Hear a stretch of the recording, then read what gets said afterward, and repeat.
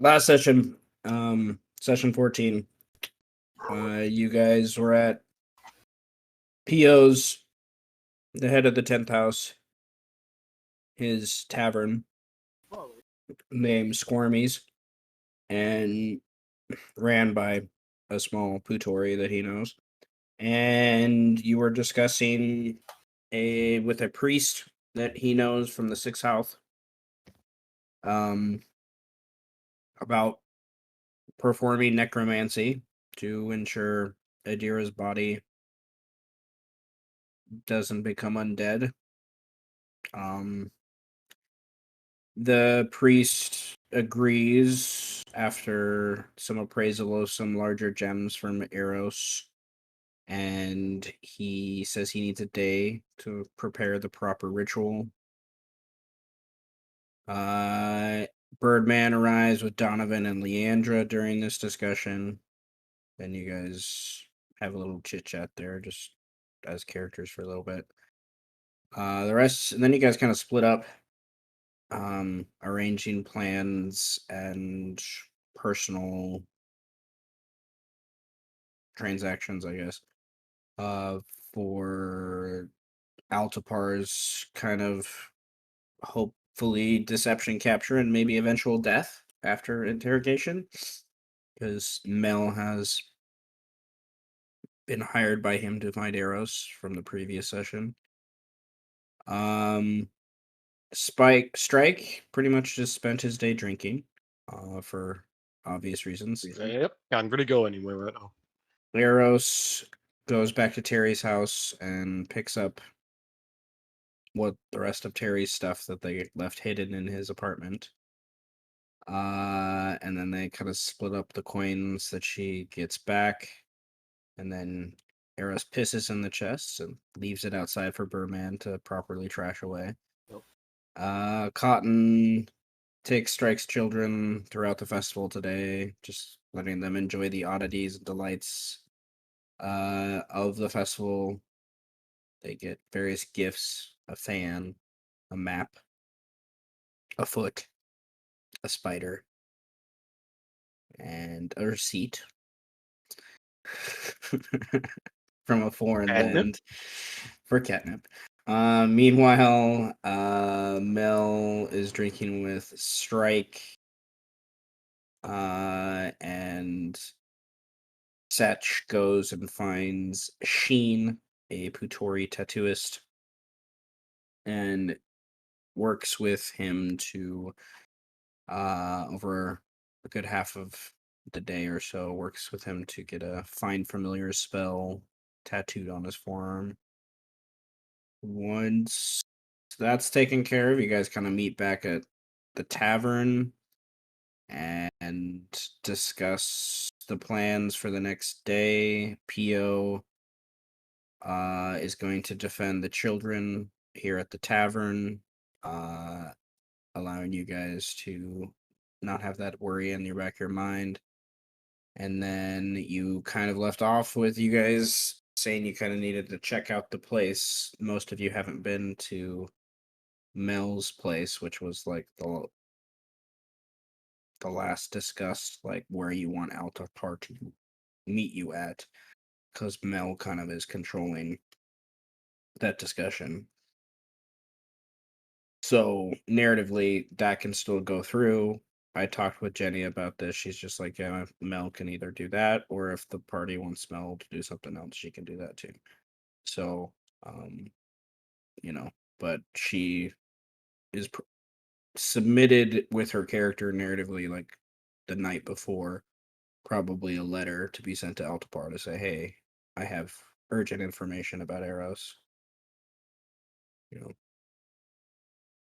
So what do the party do? It's probably early in the morning. The sun is not up. Probably at least an hour or two before the sun is up. That I imagine you guys are getting situated. The least amount of eyes around for a situation like this, especially in a part of town most of you aren't familiar with, is probably a good idea. How do you want to approach this?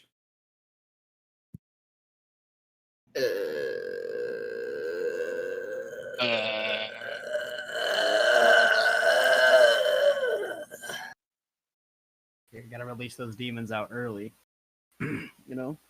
Yeah, I'm just gonna go in my bag of infinity, pull out my jar of infinite demons, and unleash it onto the city. Nice. There, problem solved. Good. All right. Everyone So you're gonna dies. make but- you're gonna make another Claude and Row? Okay. Yeah. Why not? This city's outlived its usefulness.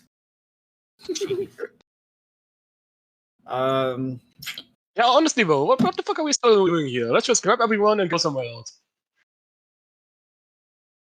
If only life was that simple.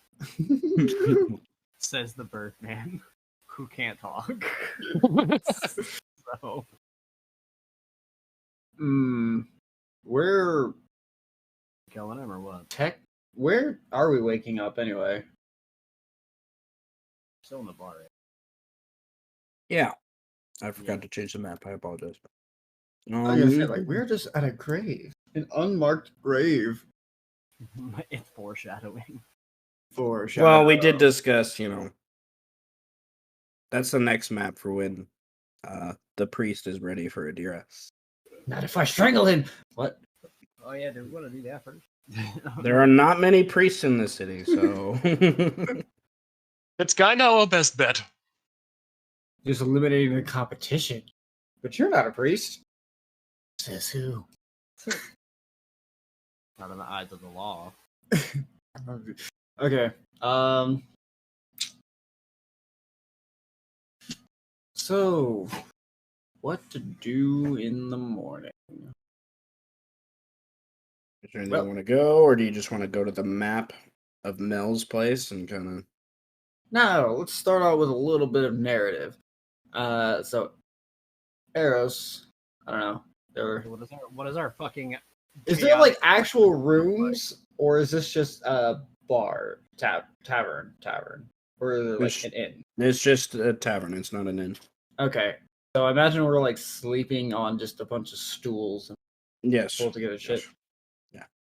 So Eros will wake up, on the table.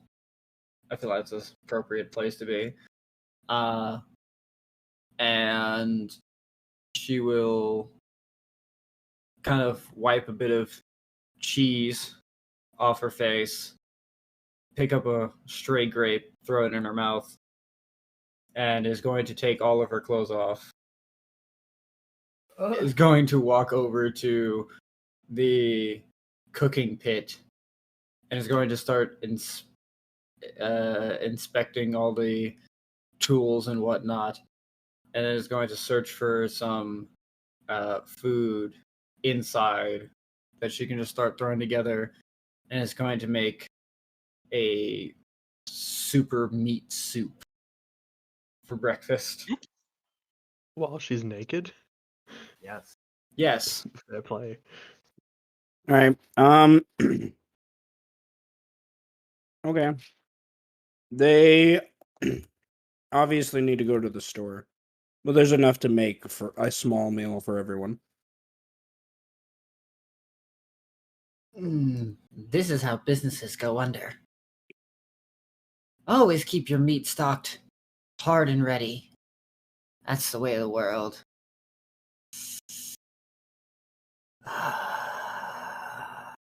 And you hear Strike chuckling from the spot you last saw him. He has not really slept or moved at all this entire night. He has been keeping a steady buzz going. Sort of keeping himself sane like that. On the opposite spectrum, Birdman is sleeping like a baby. He is sitting there with his feet propped up on the table in like a chair. Just Eris is gonna take a whole ass potato and is gonna throw it at Shrike, saying, "Wake the fuck up!"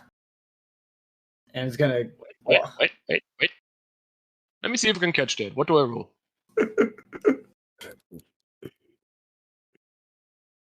For what? What do I roll to catch the potato? that I'm throwing at him. Dex? X? Acrobatics? Mhm. Okay. No, dexterity. Just dexterity.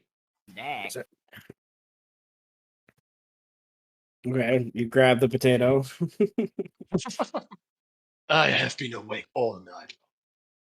Cool. Eros is gonna start pouring some beer and grog down Birdman's throat. Imagine I instantly wake Christ. up.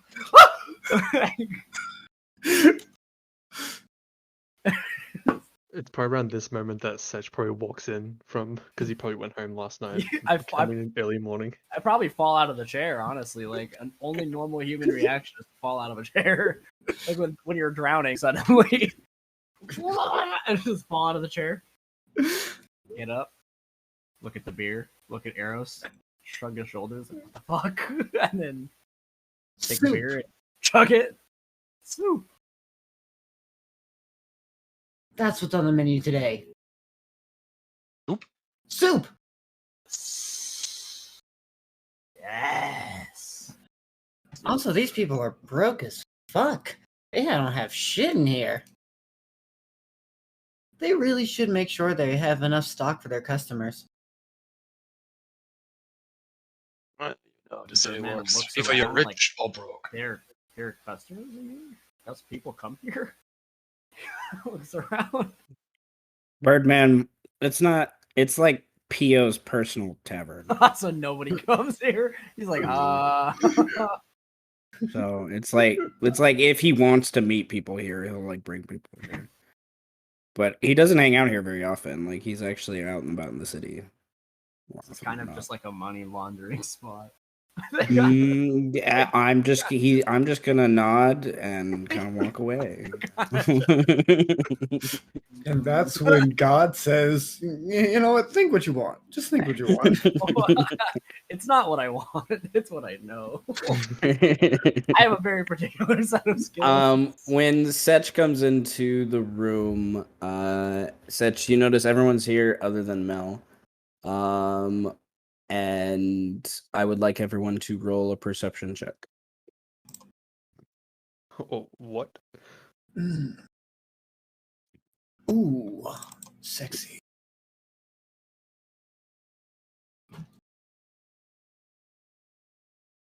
Da, da, da, da, da, da, da. There's soup in this bowl, and it's gonna make us get old, cause we won't die, or we might.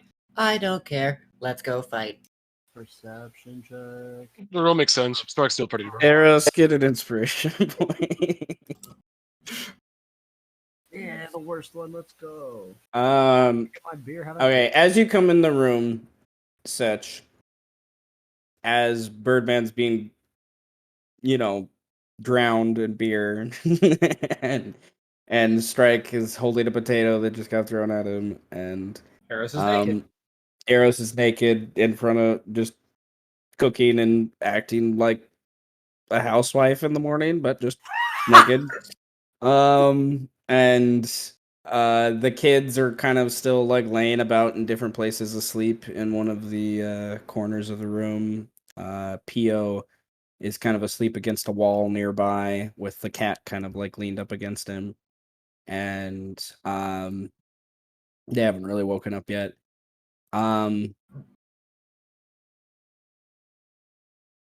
Sech, you notice with your 19 though something that I'm going to narrate here in a moment that happens to Eros and Strike. Oh no. And like Eros and Strike,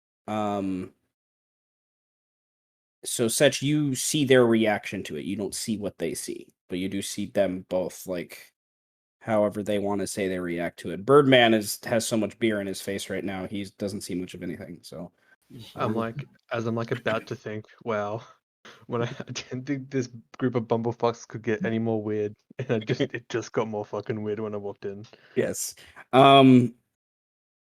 I'm giving another inspiration point to Strike, and I'm going to give you advantage on that roll to get the 20 because it makes sense. And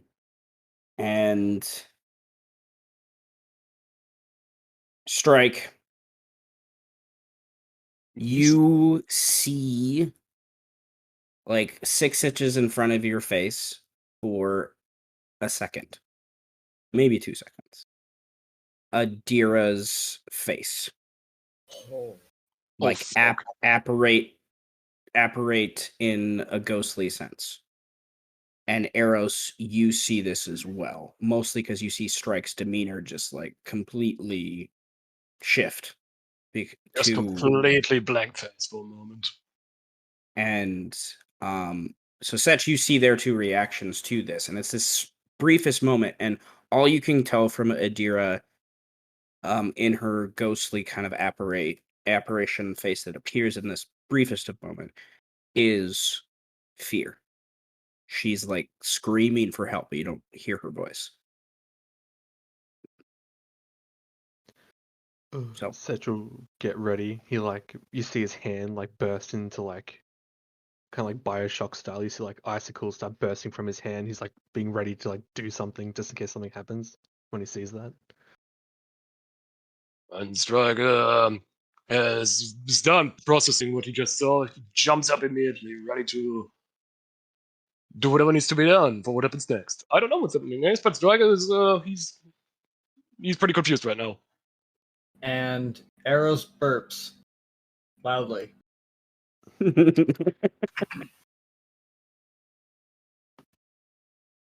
What the fuck was that? Eros looks, or Birdman looks for more beer. He's I look at Strike and Eros. Hero. I don't know. I need soup. Eros goes back to cooking. he put soup in his bowl. In that silence that kind of takes over the room, it jolts you all and wakes up Leandra and Donovan and Pio, as there's not a very, it's not obnoxiously loud, but it's stern knock on the tavern door. And most people, this tavern isn't marked. It's something that you have to be in the 10th house or know someone that, can find the door to this place. It's not something that's out in the open. So, Pio gets a little confused and he stands up and he just kind of, I got it. Just play cool. And he kind of skitters off to the front door and, nice basement.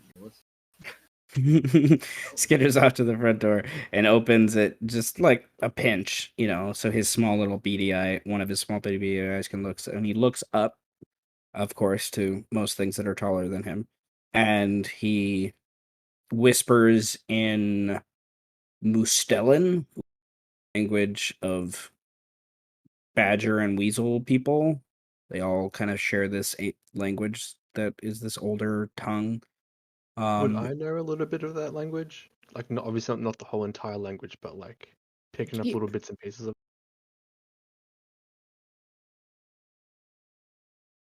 Doesn't know who this person is, but it's not. They're not angry at each other, at least. There's no sense of ill will coming from this. And there's something about the word death is there. That's all kind of I think the gist of what you would get. And Pio kind of nods and closes the door and relatches it with his kind of hops and climbs up and whatnot.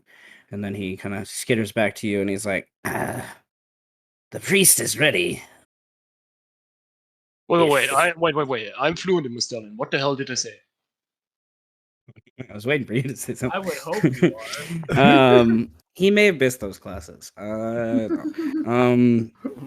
You basically,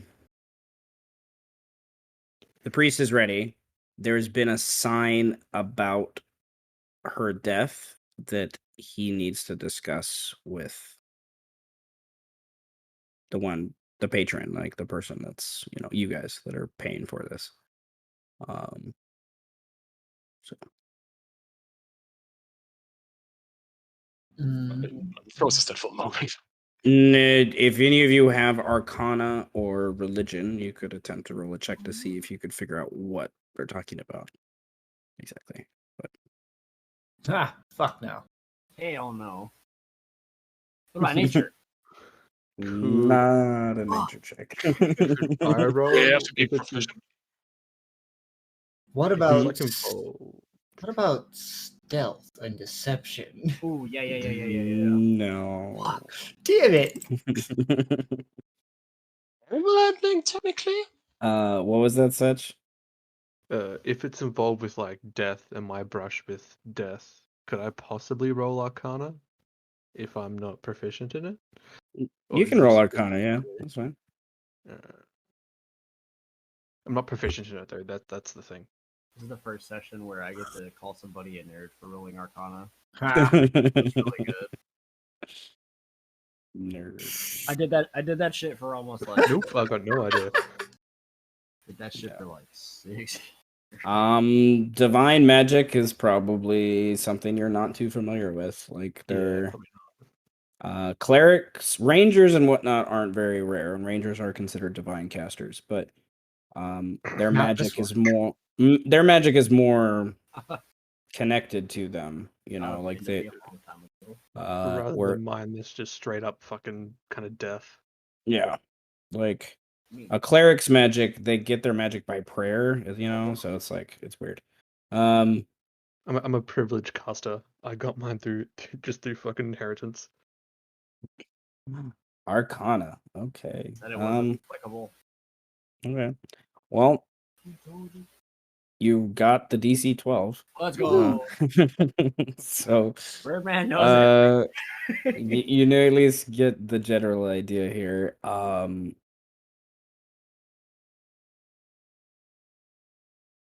do I word this? There's a spell called augury that clerics use often before they make big choices and consult the gods. You're one if there's a sign that's been given, you know, he probably did augury. Now, you know that can be very misinterpreted because it only gives you, you know, wheel, woe, or nothing.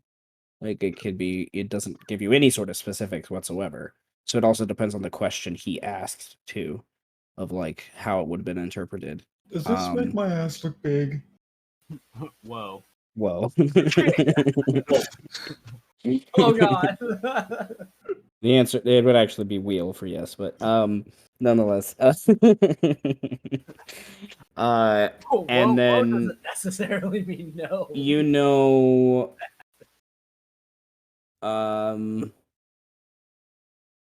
the idea of wrong character sheet.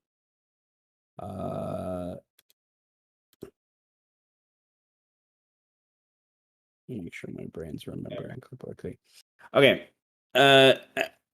That's you needed a DC 11 for that. The DC 12 was for what spell he's probably doing.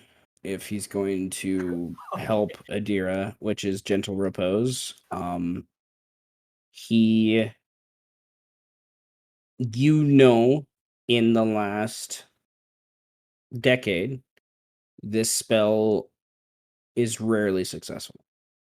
And lots of people don't know why. I just start making like a rolling dice.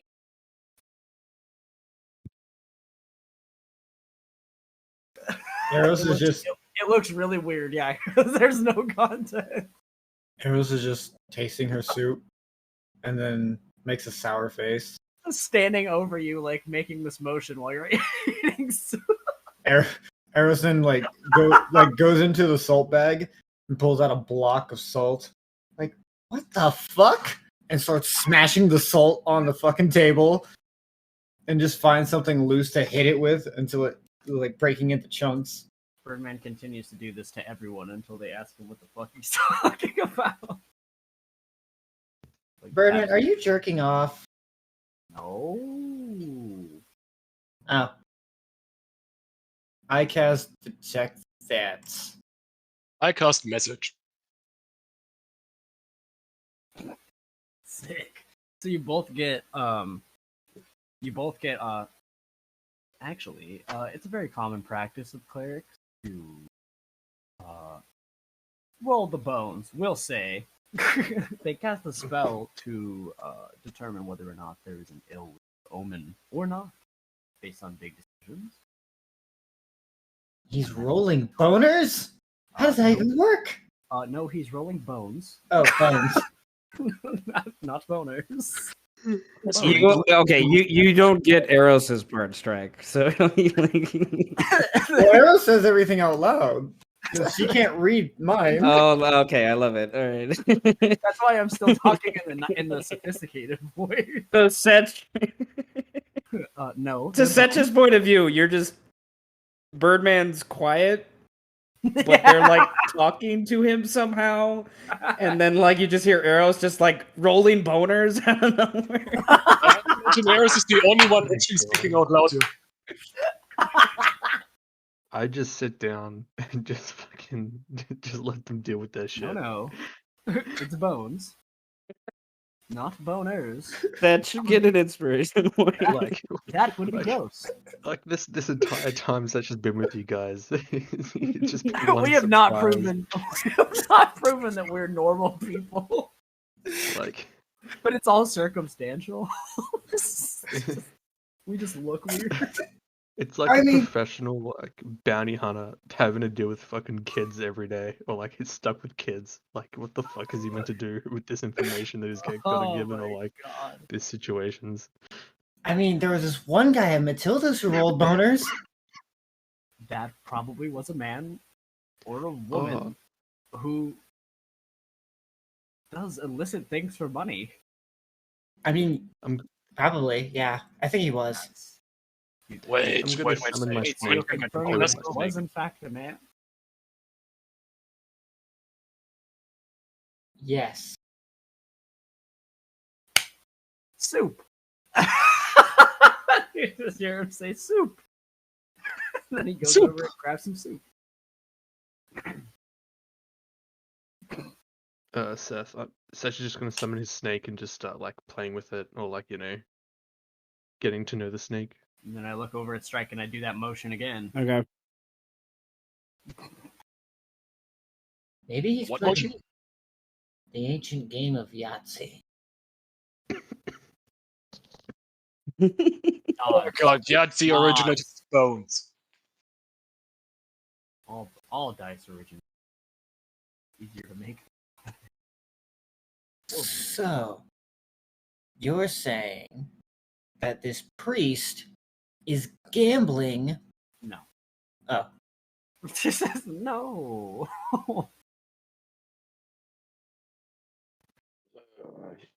Is he just taking a chance with all of that? Yes. So we're about to find out if it works. Yes. This is the same priest we're talking. Wait, we're going to go see him now or something? Okay, Wait, let's go. I will not waste spell on that then. Eros turns around. Kids, wake the fuck up and come eat your fucking soup!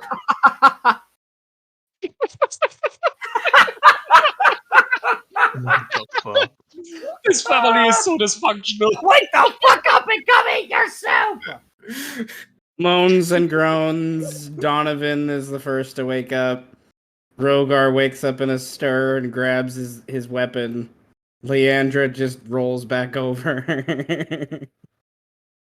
Althea cops up, is the only one happily. Ooh, what are we eating, Anaeros? Soup! Oh yeah, soup. It's not rat soup, right? Soup! I don't know. Pio, where'd this meat come from? know that?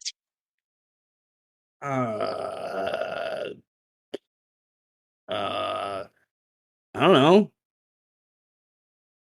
Cool, then this is I don't know soup. I don't know soup.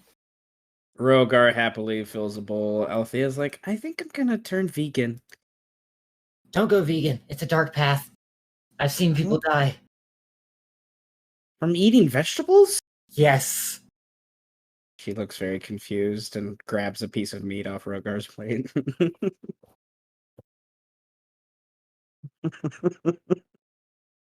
What is even going on? I don't know. All right, so they start to eat their food. Pio walks over to you.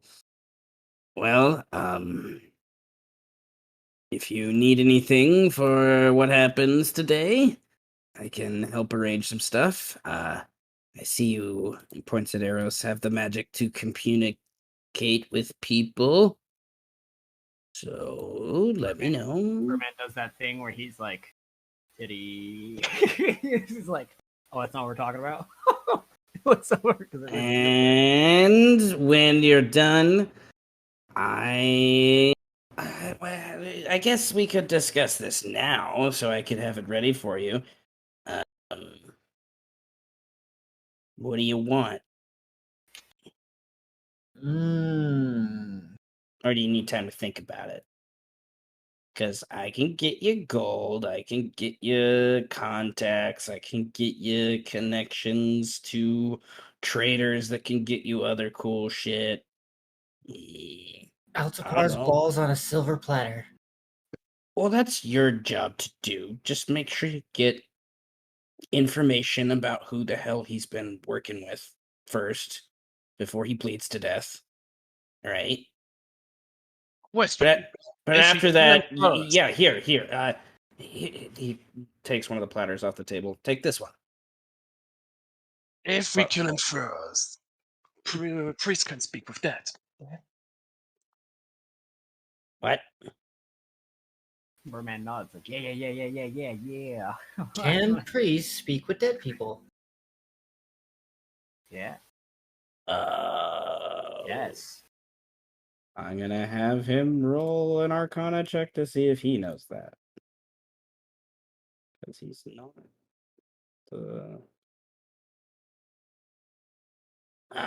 He shrugs.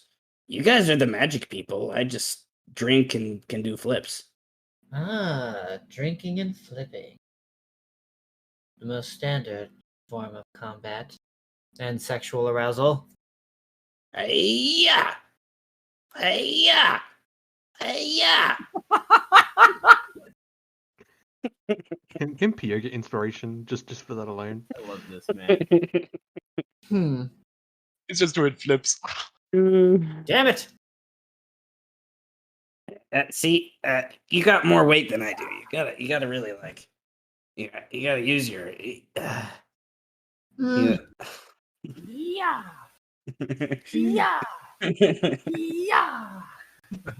Now Birdman's gonna repeat that. For the Yeah. Yeah. Look, you're lucky. You're small. My tits kind of get in the way sometimes. I was gonna say it, so I'm glad you did. Yeah. All right. Well, we'll have a fun day today. We'll eat, I'll drink, and take some naps. They'll play some games. Squirmy, we'll probably teach him how to make some booze. We might need to go shopping. Might? No, you need to go shopping. What? Oh, yeah, you killed it off this morning. Oh, what is this? He goes over and starts helping himself to the breakfast. Soup. Okay. And he's obviously just getting lost in staying here for today. And so you guys can kind of leave at your leisure unless you have questions or stuff for him. The kids are saying their goodbyes, giving Strike, Eros, and Birdman, not necessarily in that order, but usually Strike first. Kind of each an acknowledgement and or hug. Leandra's big on hugs, and so is Althea. Donovan will give Eros a hug, and Rogar just kind of nods at you all. Now remember, everyone, make sure to do your imaginary homework for your imaginary teacher in your imaginary classroom. Yeah, I was gonna play teacher today, and Donovan and Rogar groan. Boys, if I hear you've gotten detention, They'll only get detention if they do not listen to the proper directions. Leandra is in charge of that, so... And they, like, groan further. Because Leandra, you already know, is, like, ruthless with this kind of stuff. She, like, comes up with, like, knives behind their throats, being like, come on, what the fuck are you doing, man? I like its approach. It's a good He approach. learned it from Birdman. Yeah, I know. That's why Birdman does like the I'm watching you eyes. Like I fucking swear to God, dude, I'm gonna come back and I'm gonna. Good. You just see him. Yeah, it's like doing karate chops and shit. Yeah. Since everything is in order, Eros will put on her jacket, and then it's going to grab one of these tarps from the top, pull it down, and is going to wrap it over herself, like she's from a western type shit, and it's going to drape to the floor. And then she's going to use a bit of disguise self to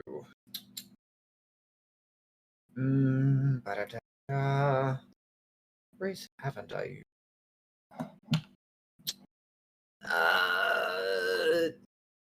She's gonna look like a dog woman. Yep. Okay. Dog woman wearing a giant poncho. Okay.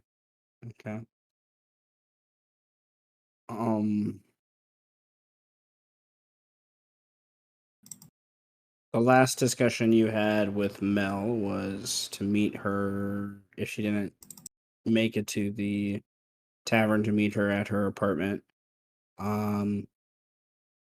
So do you all start heading there, or do you want to go to the priest first?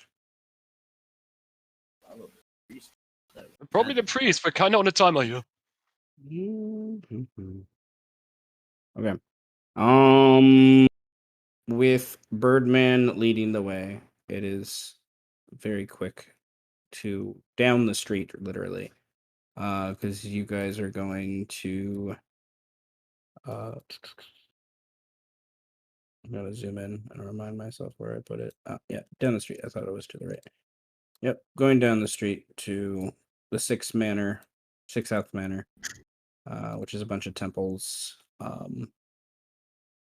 Very one of the older parts of the city, neglected, very much, unlike most of the other Beast Crown. Weave in between the alleyways and whatnot. You guys probably enter through the main part of this kind of church thing. And let me delete. And I'm gonna say Cotton stays with the kids. To enjoy Cotton's her playing time with. Dean. Yes. Dean! Dean On Cotton. the way there, I would like to ask my own deity what the fuck that spirit apparition meant. If there was any meaning to it, or if we were just having shared one big. I can Well, watch you know, if we were as a sharing one big divine- hallucination. as a divine caster, you know, I'm pretty versed in stuff like that. He's gonna take that shit to his grave now. You filled his head with lies! Yes. I'm telling God. My ego is lifted. I'm the cleric for real. That was kind of the plan. No, yeah. Merman kind of like shrugs. He's like, "Bro, I don't fucking know." Like,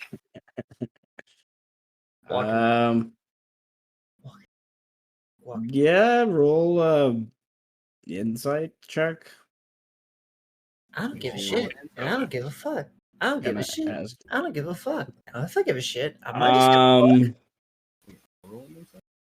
You're not sure.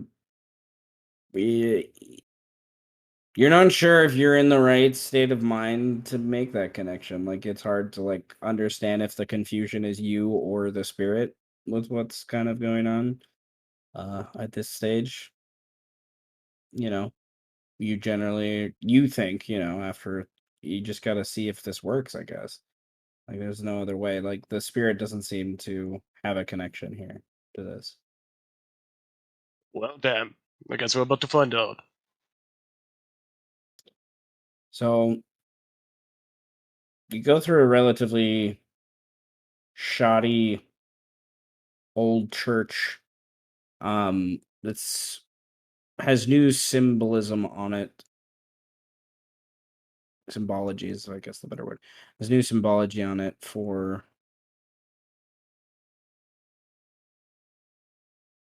this deity that has come about in the city in the last 100 years, from loosely what you guys know of the history of this place. It's not like an ancient deity by any means. It's called Monad. And the church is in the city if they follow into that kind of creed more than like an actual religion.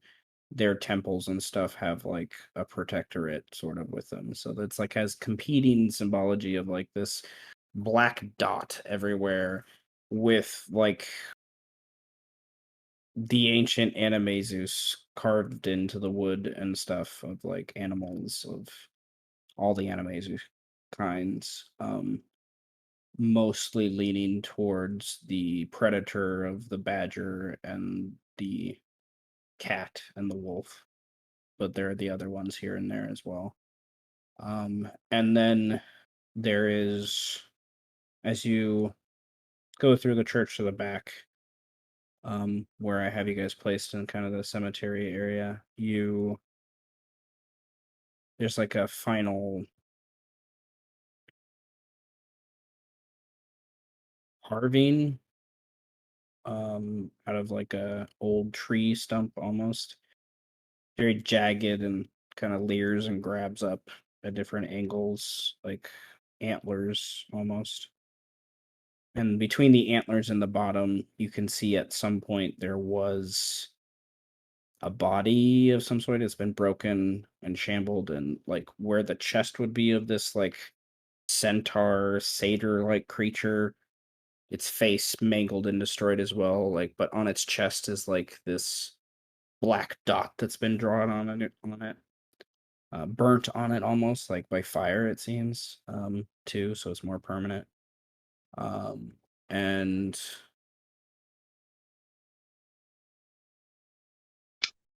I think my internet just died.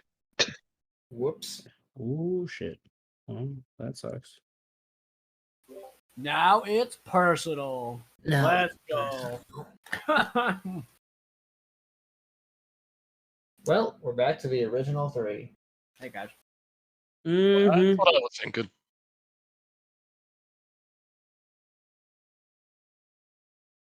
I We are lost still my in train the of thought. game, right? I lost my train of thought completely. So Well, Eros would say to this church, haven't been in a musty hole in a long time. Twitch Birdman will look at you confused, like, huh? We were just in one like 2 days ago. Well, Struck's still drinking in church. That wasn't. Well, see, that wasn't a musty hole. That was a dingy, damp hole. Dingy damp hole. This one smells like old people and regret. Jesus. This one smells like old people and regret. okay. Well, I guess we'll That's getting finish this scene and then you guys can decide what you want to do with that, because Yeah, let's go after the wizard. No, we should just kill him. Fuck it. Might as well. That's I've been blue bolt for so long, I want him dead. you know, like I'm almost of the opinion now, if we push it off one more week, it's gonna get pushed off one more week. You know what I Yeah. mean? Like it'll be 2 weeks because we're getting to that holiday time. So fuck it, let's just kill him. Okay, let's- So yeah, we can do it that way. yeah. I'll have to modify some things before we get there, I guess. Because Sneezing a lot. without his magic, that combat's gonna be a little different. It's easy. Arrows just cast silence and we mutilate him until he dies. You want to beat it up? Yeah. Who be confused. Conf- Fine. Ba, ba, ba, Okay, so there's this carving of this old figure that's been burnt and has this like black spot on its chest, and you guys go through the threshold to the backyard, so to speak, where there's this cemetery. The priest has set up a grave, obviously in preparation in case this doesn't work, to at least lay her to rest. And the kind of motions for you to lay Adira's body on the dirt. And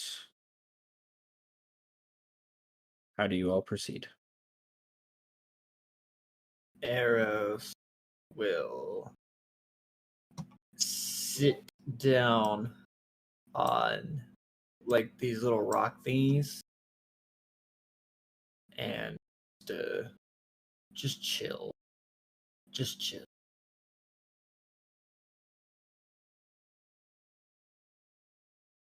Right, first, waiting. Wait till we get this show on the road here. See if it'll work.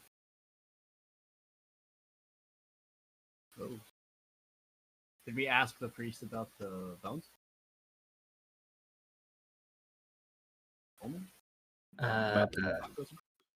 Probably be a good idea, I think. I mean, yeah, sure. If you want to bring it up. Okay, I just start doing the motion. Like Oh right, rolling boners. Hey priest. Were you rolling boners or bones?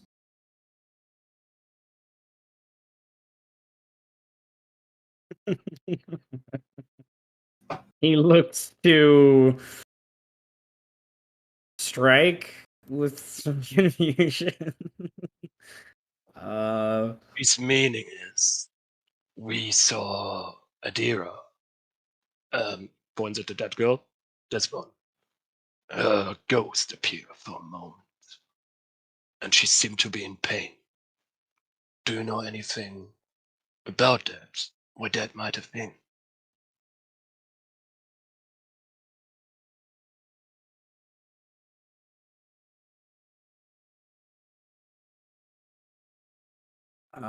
You.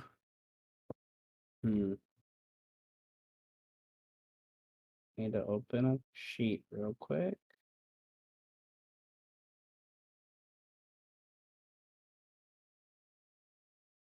Eros finds like some random tiny little bones, probably have been like dug out in places, and just starts throwing them at the ground as if skipping rocks.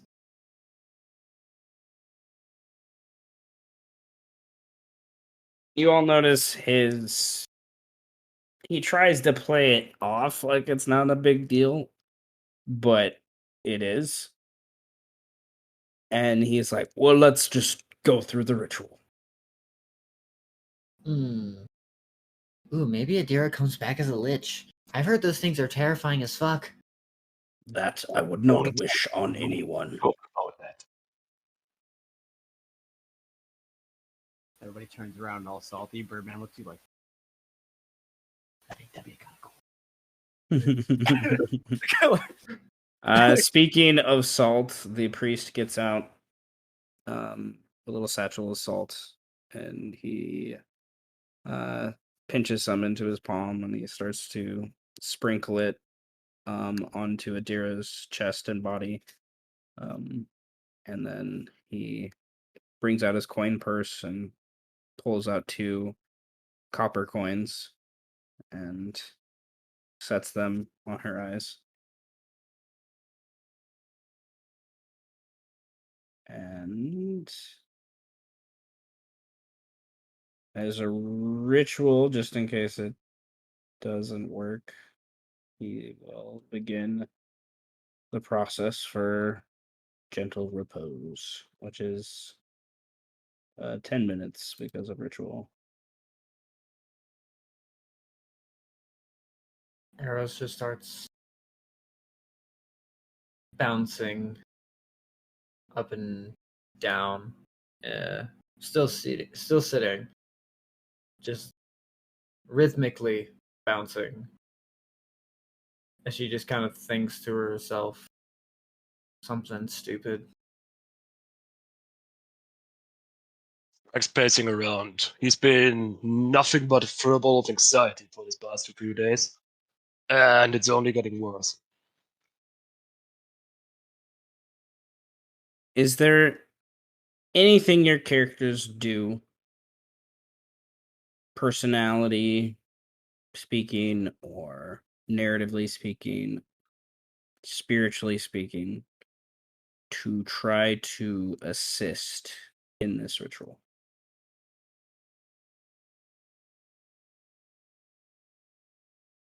All I can really do is ask Titan if he can do anything about it, but other than that, I'm pretty helpless, you. How do you do this? How would you ask? What do you do? Describe what your character does for me. Strike would close his eyes, ask inside his head. Basically just if he can do anything to help with that. Other than that, he wouldn't really know what to say, what to ask, or what to even do. He just wants this to work.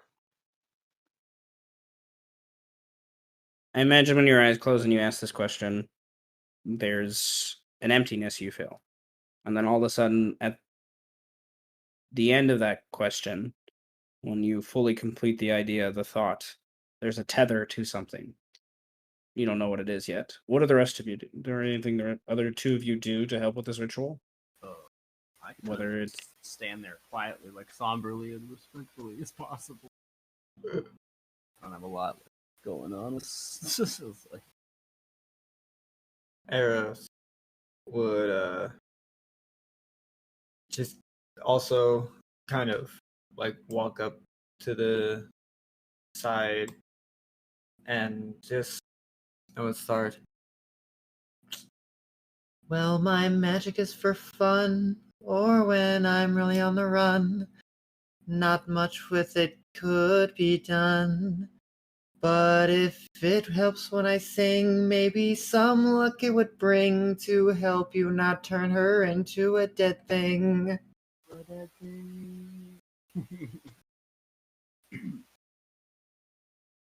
Birdman just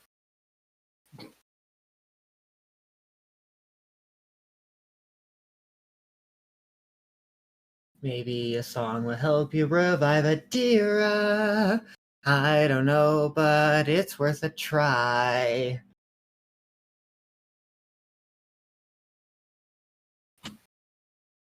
Spirits around right now, that probably helps. I'd imagine she would always have enjoyed Arrow singing.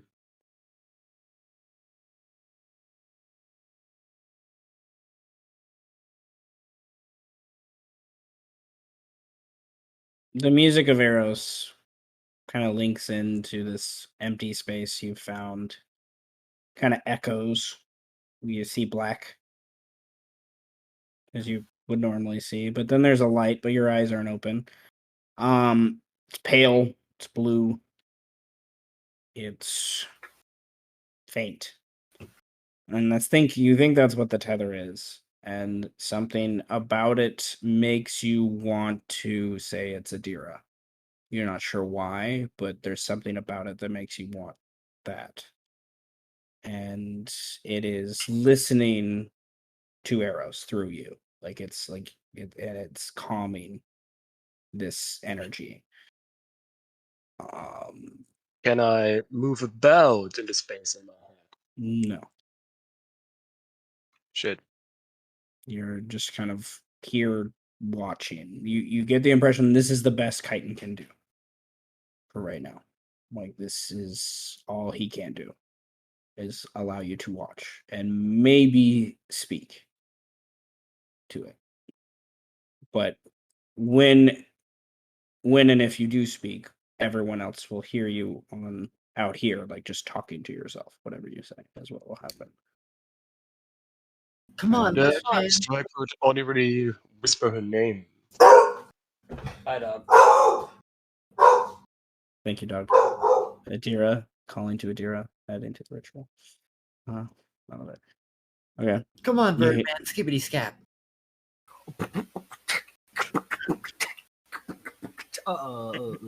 You got us like wrong vibe. I love it.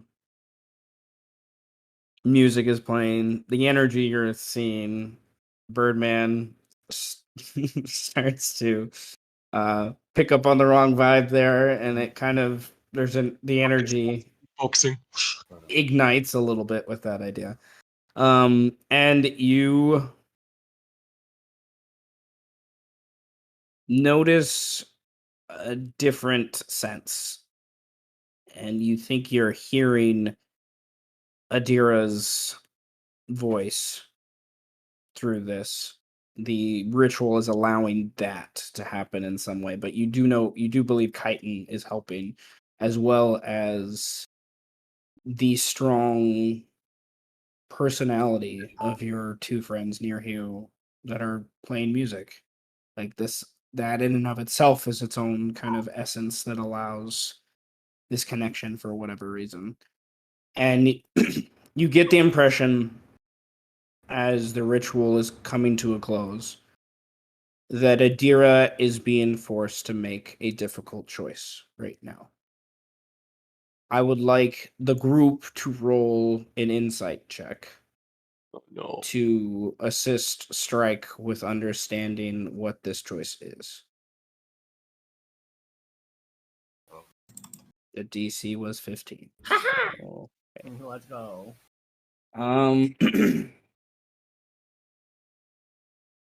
you all hear Adira's voice coming through Strike. Like Strike's mouth is moving, but it's Adira. For lack of a better way to put it, as best as anyone can understand, you hear the priest mutter, "She possessed him. Like she's a ghost." Shut the fuck up. And she says,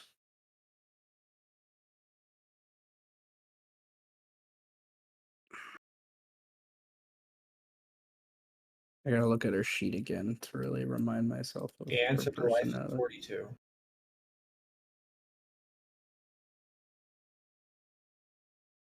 She just leaves Strike's body. That's it. There are 3 dimes, 2 quarters, and 2 pennies in your pocket. I know this. That's my favorite scene in that whole movie. Want to know how I know, Artie? Okay. Words. You're not black. I know you want me back, and I can come back. But if I do, for you all, I will break an oath to a dear friend. And if I break that oath, I've been warned of its consequences.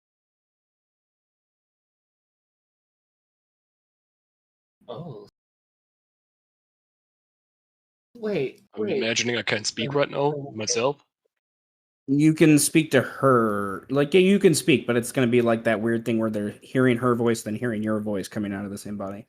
And then I'm asking her, Who's what gonna lose some oath? sanity if we hear that shit? Oh, man. Oh, yeah, because we're totally not Okay. used to that. Yeah. 2 voices from 1 mouth? What the fuck?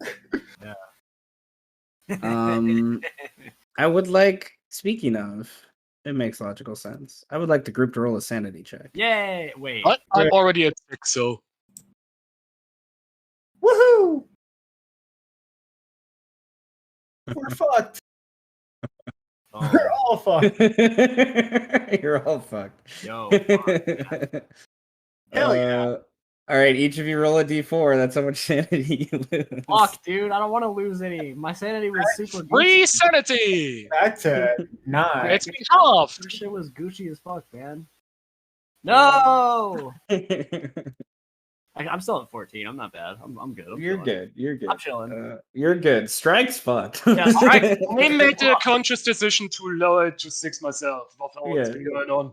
Yeah, so Strike is like he's at wit's end right now. Oh my god. Yeah, I imagine. I'm at 9. Hey, I'm still chilling. What Hey, that's oath? my daughter there. What oath was the question? God, this is- She says,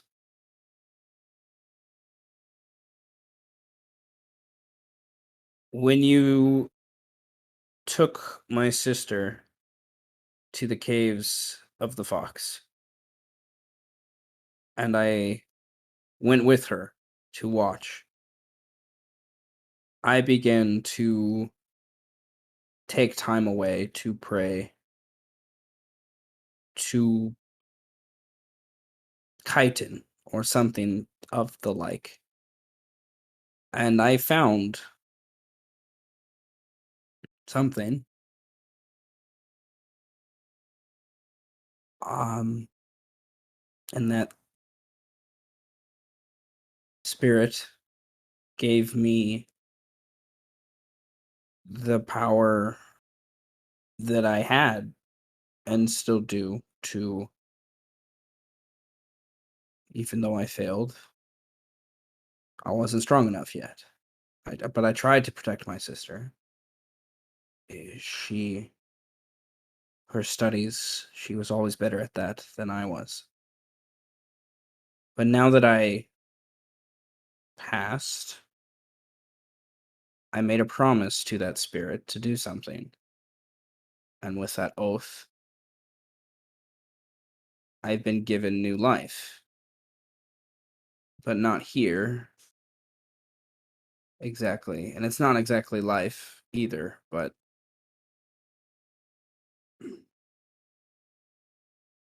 and she just kind of stops there. And you can feel Strike she's giving you she's giving you control back, like I guess after that. Like she doesn't need to speak any more than that. What's the spirit's name? If you know.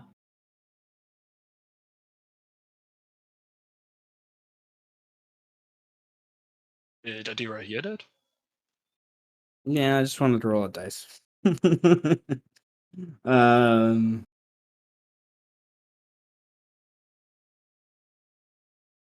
I know him as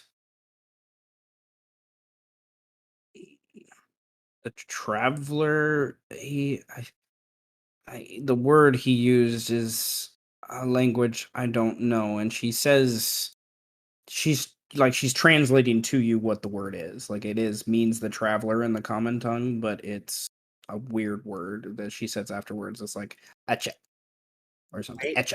Wait. I have this. I cast comprehend languages. Chat. Chat. Okay, comprehend languages allows you to understand the language. It doesn't necessarily mean you know the language. Yeah, that's fine. I don't need to know the language. I just need to understand the word. Okay.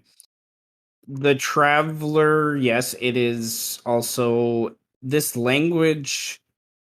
Once you do comprehend languages, you are like this is a 2-syllable word, but there is information locked in with this language that goes beyond what a 2-syllable word in common or even elvish or sylvan or any of the languages normally would be able to hold. It's odd to you. Yes, the traveler, but it also means the first sun, and also the third moon, and also change. Like it has this multi-layered meaning to it. And you think it is. Roll a religion check. Let's get ready to fumble. Who knows? You might get a nat 20. Oh, that's still pretty good. Okay. I was looking for like a 15 plus. Okay, 20 would have been ideal, but 15, you The Animeesus have old stories about gods that walked the land with them over 1,000 years ago. And one of them was called the Traveler. So she has connected to an ancient Animeesus god of some other form that is not Chiton, as best as you can understand. Oh, that's some fuck right there. Strike? I think we might want to leave this one alone. You think you're not the only person with an ancient god inside of you now. It's not at all the same. I love Strike's probable confusion on his face right Inside of you. now. The Strike is generally confused. That does not help. His eyebrow just raises up more. How does his eyebrow raise that way? A check isn't a normal word. It's not just traveler, 2 syllables. It means more. First sun, third moon, and chain. She's somehow connected to a god of the ancient lands? And made an oath with them?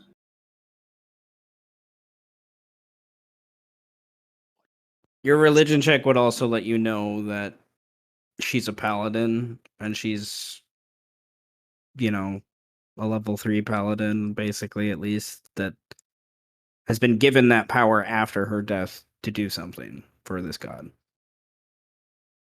So, I mean, unless you want to piss off a god, I would advise we just let her rest. Well, technically, let her body rest. I should wait. Wait.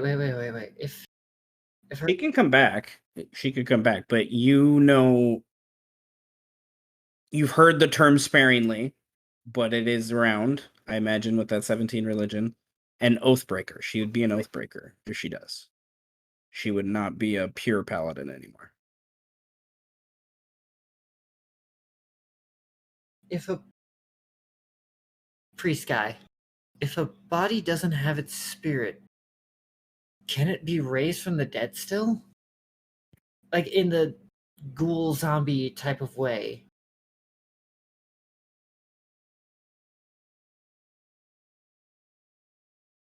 The spirits must,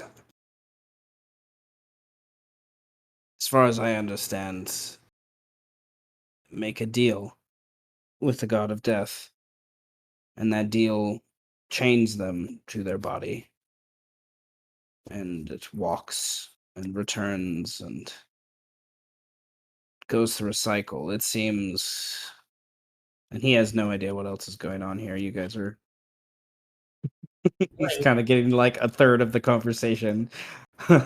So Does that mean Terry made a deal with the god of death and then came back to life and then we had to crush his skull? and now his spirit is lost in the void, as best I can understand. The body is needed to be intact for their spirit to have its vessel to lead it in the afterlife. This is So- why intact in a ritualistic sense. That's why we do cremate bodies, but if it's done with the proper rituals, harnessing the proper connection to the divine, it is different than just being forgotten. The god of death enjoys the forgotten spirits. He can barter with them to solidify his purchase.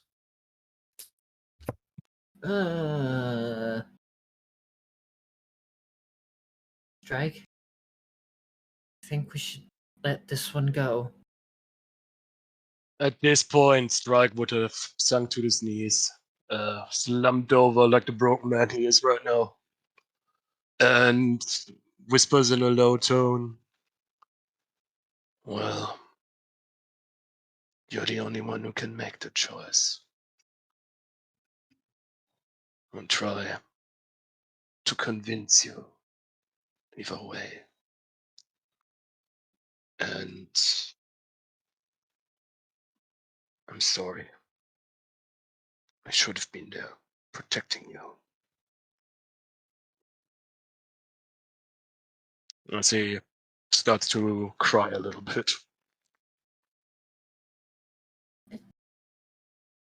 We, we were we were trying to help other people. It's hey, cheer up. We'll go kill a mage. We'll go kill a mage. How about that? You want to kill a mage? No response, only tears.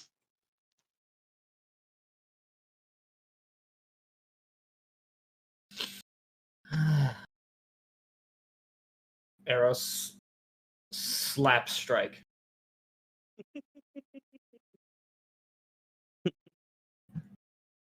And then No reaction.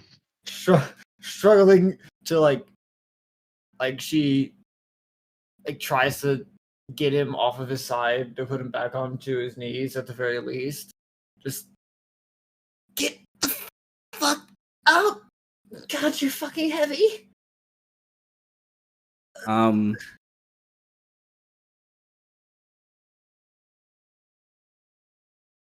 You are being lift up, Strike.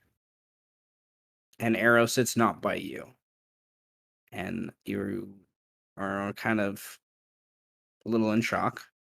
You look to the left of where you're somehow being lifted up, and you see a spiritual kind of form in plated armor, 5'8", 5'10",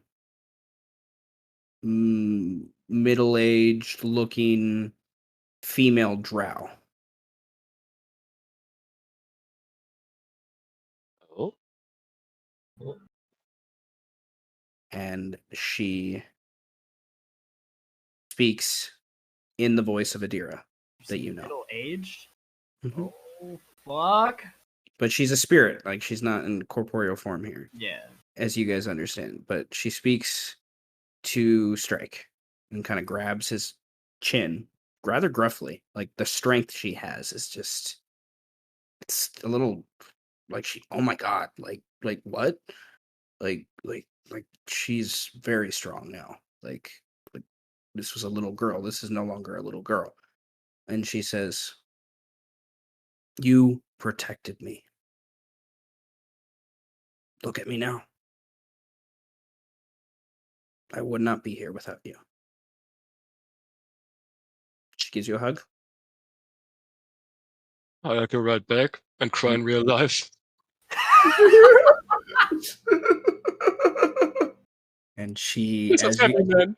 as you hug her back, and she hugs you back, you just see her spirit disperse. And the ritual ends, and the priest looks at you all like, and says the obvious thing because he doesn't know what else to say. It didn't work. And that's for the best, honestly.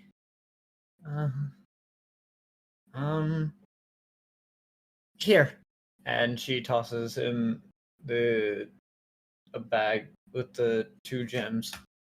Payment, promise. You never saw anything. Go fuck yourself. Get out of my house. He looks like he's gonna say something, but then he shrugs and walks away. Before they leave, Mhm. Strike goes to Adira's body,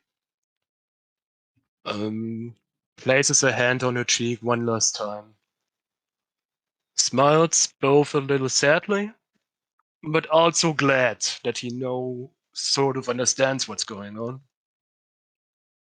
And without another word, leaves.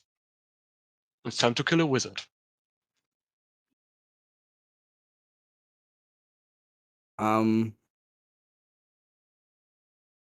As you leave, you get the impression Adira is not exactly safe, but she's protected.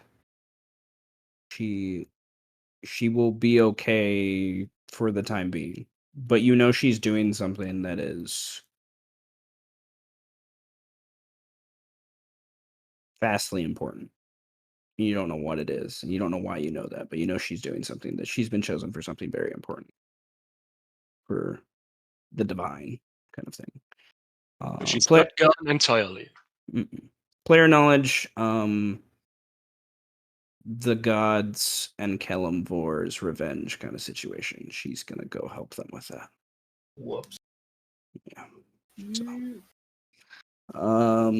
she almost made a deal. I rolled a dice last session. She almost made a deal with Hod. Yes. Whoops. Hod came to her, Ike and Arrow came to her, and she was able to resist.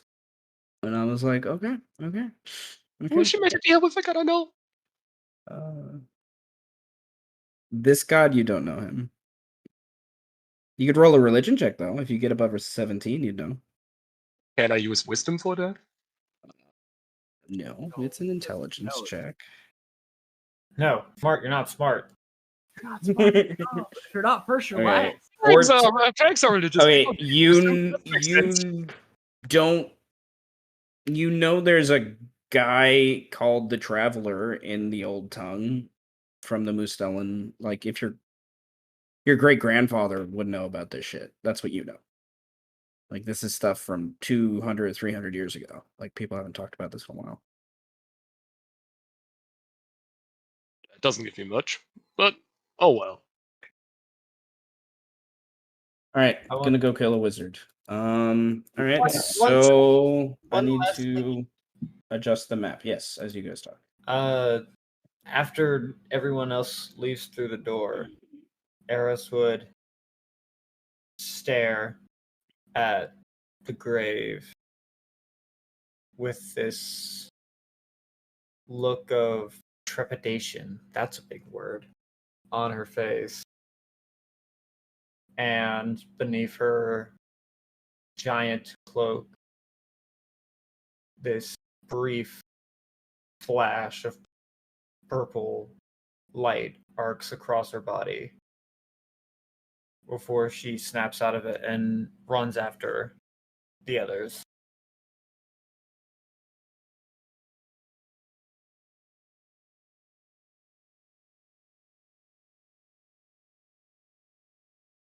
Birdman just tails behind them. Birdman just tails behind them. That's right. That's what he do. I mean, he looks around just to make sure that we're not getting like watched or whatever. It's really early in the morning. Yeah. It's probably 5 a.m. by this point. The sun isn't due to be up for at least another 45 minutes. And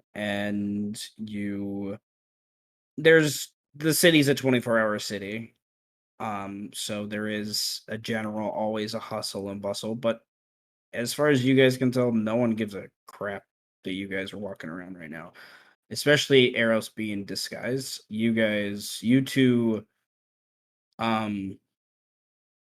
blend in a little more to the ideas of the city than Eros does. Eros has drawn a lot of attention to her recently, where the other ones of you. Strike is just fucking big and fast enough that most people are too scared to say anything in the first couple moments.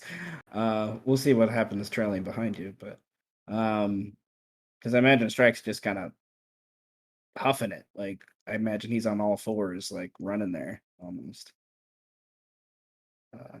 You can correct me if I'm wrong. Yep. That's what I read. That's what He's definitely I a imagine. man on a mission. The mission is kill Artipar.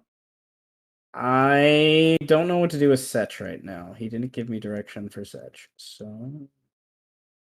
Well, the idea was that if Artipar tries anything, he just counters it. Okay, I'll have Setch follow along with Eros and kind of like. I'll have him. I'm just gonna have his initiative, whatever. I'll just make it right after Eros so I can remember, and he's just gonna kind of assist with the magic stuff. I'll say. Yeah. And hopefully he doesn't die. If he doesn't die, If he does die, we'll bring him back. You know, you got a priest right now. Yeah. Now, well, you know a priest. You're not necessarily bringing the priest with you. Now we know I it. guess. But he is high enough level by what you guys have gathered with your religion and general insight checks and whatnot, knowledge today, that he's probably high enough level to do the basic res spells. And once this is over, all the wizards things are our things, so we're gonna be rich. Yes. Well, you know Altabar is fucking rich. So you know that for a fact. And he at the least has a spell book on him, but those spell scrolls at least are worth a good chunk. Magic is fucking expensive. Indeed. And let alone the components. I usually say they have like components on them of that, make sense for how many times they're gonna cast it. Okay. So I guess I don't need to change that part of the map too much.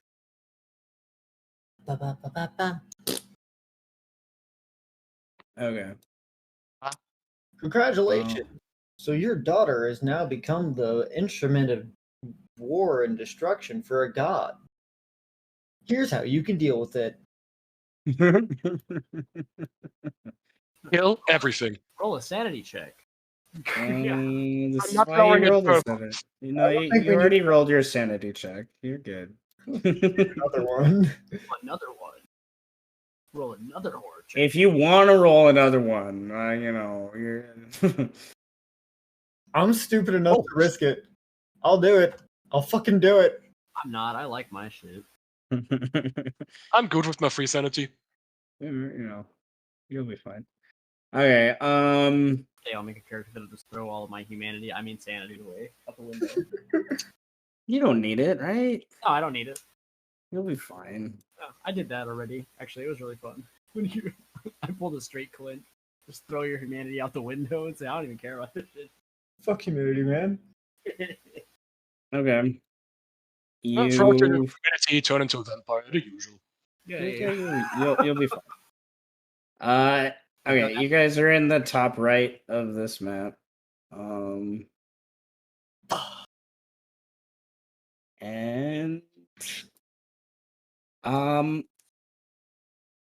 the general communication, but player knowledge and now character knowledge is, Mel was supposed to be here, but Mel is not here, and you guys don't know why. That's the gist, right? Like, you were supposed to meet her outside here. She's gonna meet you guys ways and like kind of walk you around the neighborhood and kind of show you places where you could like take a peek and whatnot. And when you come here, you see a guy outside her front door, just like hanging out, like he's guarding the door, which is a little odd. His token I thought was pretty cool, so I'll show you his token. And those of you that have history with the 12th house, something about his tattoos strike you as a connection to that. So roll a history check. So to see if you remember about these things. It's a DC 10. So relatively easy. Arrows. I overheard history, rerolling checks. Yeah. History if you have a connection to the 12th house. Which all of us do. All of you do. Yes. All of you do. You've either fought them or helped them in a court or whatnot. Okay. Strike right now, he's just too blindly focused on kill wizard. He can't get past that idea. There's a guy here, he's in the way, he's not supposed to be here, who gives a fuck? I generally makes a lot of sense for Strike. The other two, his tattoos. He is a blood monk, a bloodbender. Hell yes. He's the monk school that the 12th house has trained over the last couple decades that drink blood of various animals and themselves and whatnot and use it to help them hurt people. He's a hemomancer. Hemomancer! Hemomancer! And I would like a perception check based upon whatever you would like. You can tell me what you would like it to base it on, whether it's sight or smell or whatnot. Sight. Eros would also grab onto Strike's fur and try to pull him to the side so they're out of eye shot. Dragon even knows right now. Gets a guy. He's in the way. Kill. That's why I said try. I didn't say succeed. Ooh, damn. Mine will also be based on sight. Okay, yeah. Actually, mine will be based on hearing. I want to know what's going on in the room. Fuck this guy. Right. He'll die. So, The window is open. You see a window, Birdman. Okay, right over the guy. Okay, next to the guy behind the guy. It is open. Let me do the dynamic lighting to represent that. Dynamic entry. And out of the window, from inside, you hear whistling. Your perception is high enough to recognize that you've heard Altapar whisper this song before. Your gut is just like, fucking God, is that him? Somebody once. he definitely does sing that song on a regular basis. And then Eros, you see the guy, but you also see down here, and Birdman, you see this too. You see a wolf sitting patiently looking at someone around the corner. You're pretty sure it's very just odd. And you're pretty sure you see someone. They're just around the corner here.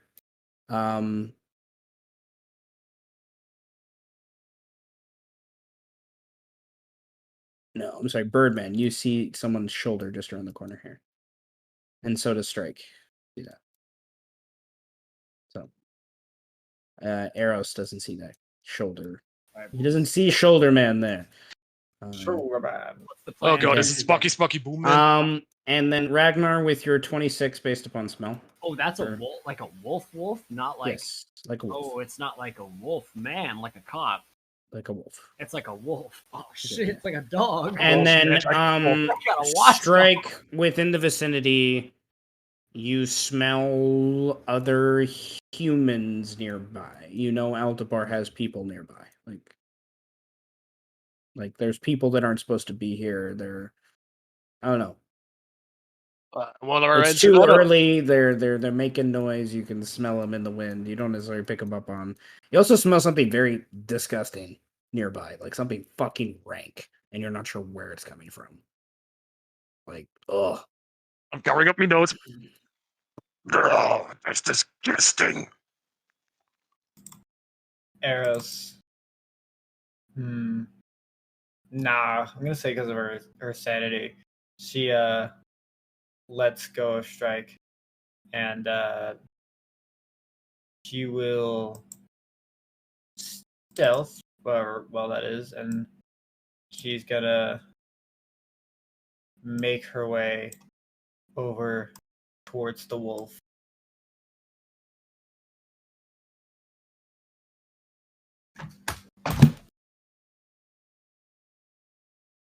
Okay, you guys see Eros just quickly dart over there and kind of hide sort of around the corner of the one-story building over here. And what do the rest of you do? I'm going to say Satch follows. And for ease of not fucking you up, we'll just say he casts invisibility. Woohoo! Because I know he can do that. You can do it once per day for free. Well, there you go. So let me just cast message on the Birdman. What do we do? Well, there were a couple of entry points that we could go through. There's an open window. We could kill that man. We could see who's over there. We could follow arrows. There's a lot of things. What would you like to do first? I think he looks at you and he's thinking, like, how can Strike be the most annoying person without like letting them know that he's here. And then he kind of runs. He points this way. He's like, let's go get this dude right here around the corner. And we'll see who that is. So I will casually walk in my stealthy way away from Strike. I will casually walk with my passive 24. Hands in my pockets. Yeah. Casually. Wait. Just casually walk over here. Like, you know how it is. Yeah, I live in this neighborhood. What about it? What about it, man? Yeah. Following inconspicuously, I guess. Putting myself here. Quote unquote. Hey, Birdman, you come I'm around the just- corner, and there's that guy there. He kind of stops, looks at you, and then looks behind over his shoulder very, very quickly before he stares back at you, and then sees Strike walking kind of down over here. He doesn't seem like with you guys moving that he's saw arrows kind of dart back there at the same time. I was gonna say, I kind of like. Is there any way I can like bump into this guy so that he doesn't pay attention to Strike? Like I come up Yeah. and I'm like, oh shit! Like, Give me a performance or deception check. ooh, nice. I will give you a deception check. I'm gonna use one of those juicy inspiration for advantage. Let's go.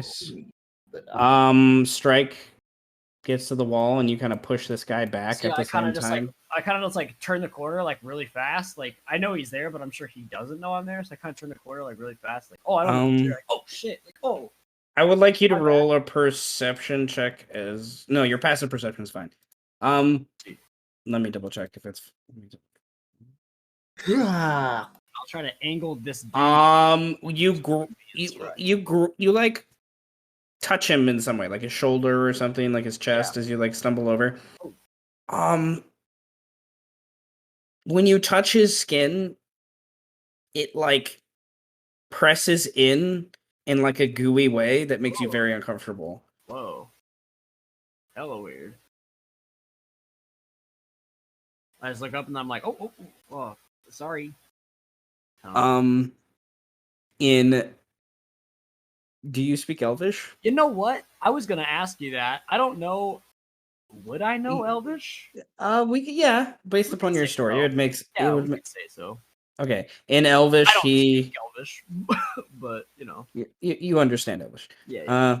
In Elvish, he says, you don't look like you belong here. What are you? Is this your friend's house? Oh fuck. He says, oh, how do I respond? Oh, I'm Mallory. Mallory. Just And I just you don't have Elvish words. I don't have Elvish words. Well, now I do. I say, don't. I said, belong here. He points. He like gestures in like this general area, and he's like, I guess Birdman's gonna have to play off that he's deaf. Like I don't know. He's like, he sits like struggling like to speak. It's like, starts like moving his hands around. Like, okay. I don't know how to like communicate with you. Like I'm kind of waiting for Strike to just come over and bonk this dude on the fucking head. Like Okay. So Okay. I'm just trying to be. As Strike moves, let's roll initiative. Get back to that square, Strike. Yeah. I like that well. He would see you come around the corner, and he would obviously go, "What the fuck?" Yeah. Stealthily as possible. I'm going to give Eros an inspiration, and I'm going to re-roll that initiative. It is better. Well, not that much better. He's still going to die before he can do anything. We shall see. All right. and I'm going to. This dude's skin is gooey as fuck. Ugh. Ugh. Yeah, I know. Ugh. Okay, Birdman. This guy, when he sees Strike just kind of run around the corner there, his hand in like a weird Wolverine but more graphic way, like rips open, and there's like a claw there, and his hand's just like flesh that's been slothed to the side, like hanging like a dangling bracelet. Oh shit! Is it like a bone though? That like comes out. It's like a bony clawed hand, yeah. Oh, that what comes the out that fuck? like rips through the skin, and then the skin's just like hanging off. Oh, okay. You know, Interesting. and then what do you do? I like look hella confused, and then I stab his hand, like going, "Oh Jesus Christ!" Like, cause his skin is really gooey, right? Like it's like falling off almost. Like when I touch him. Yes. When So you touched him, Oh, it weird. Die. felt really nasty. Yes. I'm gonna pull my sword out as fast as possible and try to just chop his hand off, like his little bony hand. Just try to. Yeah. Okay. Holy Try to chop his hand off. yeah. Do I get sneak attack for this? Because I am within. Strike is not engaged yet. But I'm within 5 feet of the No, no. initiative. You have to be at 5 feet of the enemy. My enemy, yeah. Yes. You can just hold your action. I could just. That's hold my true. action. You could just hold your action to wait for Strike and then. Yeah, I'm gonna do that. Yeah, That's a good that idea. totally works. So I'm gonna look confused with this guy. Like, what the fuck? Who is this guy? Like, Yeah. what the hell? Strike. We come to you. Oh, you know how it goes. You know, always rage, always reckless. Claw the fuck out of this guy. Where is my claw? Here's my claw. Claw, claw. Crash through the fucking building. That's 2. Just tell me when he's dead. Oh, Math for oh. No, wait, forget the last one. I already rage only. 1, 2, 3. You only have 3. All right. I guess I'll hit him too. Yeah. You ready? Yeah. Go for it. oh, Oh, oh boy. muzzle. Okay. You cut into it, but yours isn't magical. So True. for some reason, it doesn't seem to cut in as well as Strike, who rips through this man. There. Well, Strike, really what happens, I'm going to say with the amount of damage you just did, I'm going to... We'll say that. You rip off his flesh and he turns into that. Holy fuck.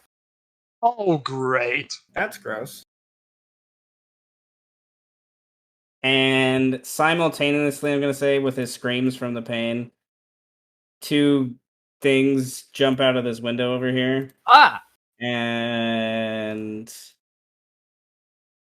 Sorry, Mel, I'm destroying your apartment. Jump out of this thing, and are gonna start running towards you all. Is this thing dead? No. What the fuck? It's alive! He's not dead. He's just really. He just has more HP than most things I've put you against. Jesus Christ. All right, that's Strike's turn. And Birdman's attack. And arrows. I get another attack though, don't I? Oh yeah, your action. Yeah. Ooh. Does hit. When it's not with sneak attack, but it is with Colossal Slayer. Yes, nice. Where's your sneak attack? Did you roll that yet? He only gets it once per turn. Yeah, he got it in the first one. It was. Yeah. It was bad. It was half damage for the sneak. Your sneak is actually what I got up to it for. Okay, so 2 quick cuts into it. And what do you do? Arrows. Eros will take a step forward against the wall completely ignoring everything else going on. And she's gonna look at the wolf and Yeah, they're just like reacting right now to the screams and the noise. The wolf. Yeah. There's a guy around the corner in common that orders him, "Oh, stay, boy." With Eros's background story, could she have advantage with animal handlings against wolves, or no? That was a couple years, wasn't it? Yeah. I would say yes. Okay. Considering it was like years of time instead of just like a couple months. That's a big significant, I think.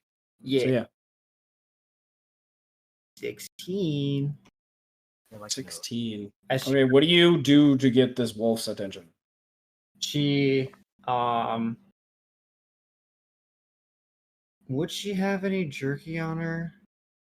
You had meat from breakfast this morning. I don't know. Did you grab any jerky?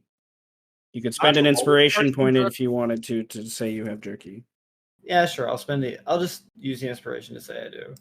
Normally, she does normally, but it's been a hectic few days. So she's gonna pull out some jerky beneath the giant cloak and is going to essentially do what she's always done with her wolf family and just let out this a very faint howl as she motions to the wolf.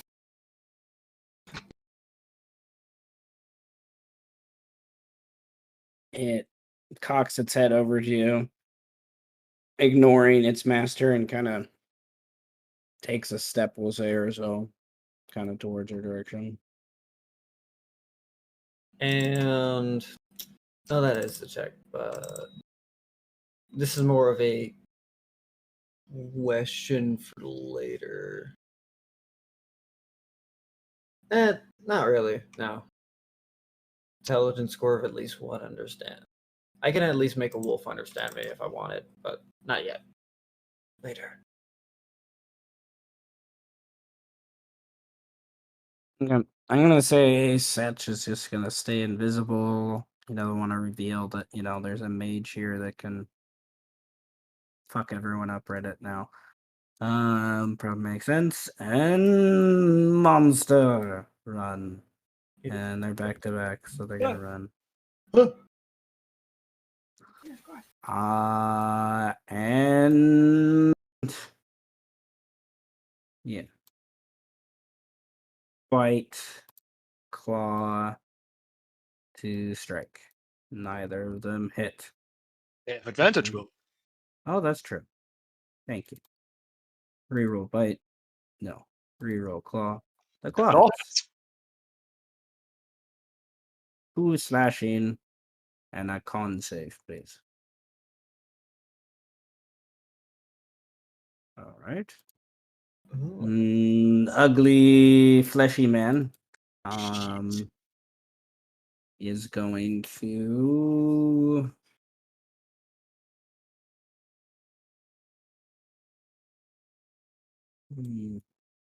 he's okay. Bite, strike, claw, strike. Just set them to advantage. I keep forgetting. Bite. Claw. Okay.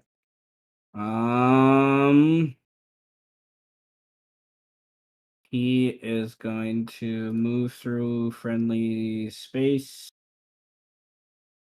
and go to the window. Do we get to hit him when he walks away? Yep, he uses action to attack you. He's not very smart. Hit his ass. Hit his ass strike. Kill him! So you each can use your reaction if you would like. Before we come back to your turn to strike.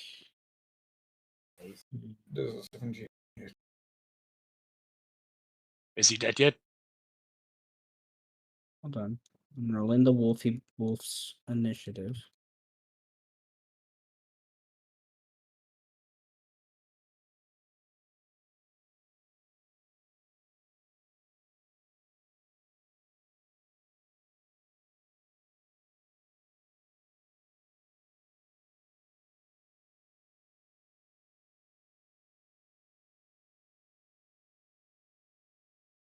Is he dead? How much damage is that? Probably not. That's 13, and then Ooh. half Colossus damage it from- has 6 is 4 from you, and then 13 from you. He is still alive. We'll take care of that. Damn. Okay. And fortunately, you are still at the top of the next round. Great. Even with all the other peoples I just rolled. So, Ruh-roh. Birdman, what do you do? So I'm holding my sword. And I will just hit these little ones that are in front of me right here. So I'll move up and Okay. with my sword.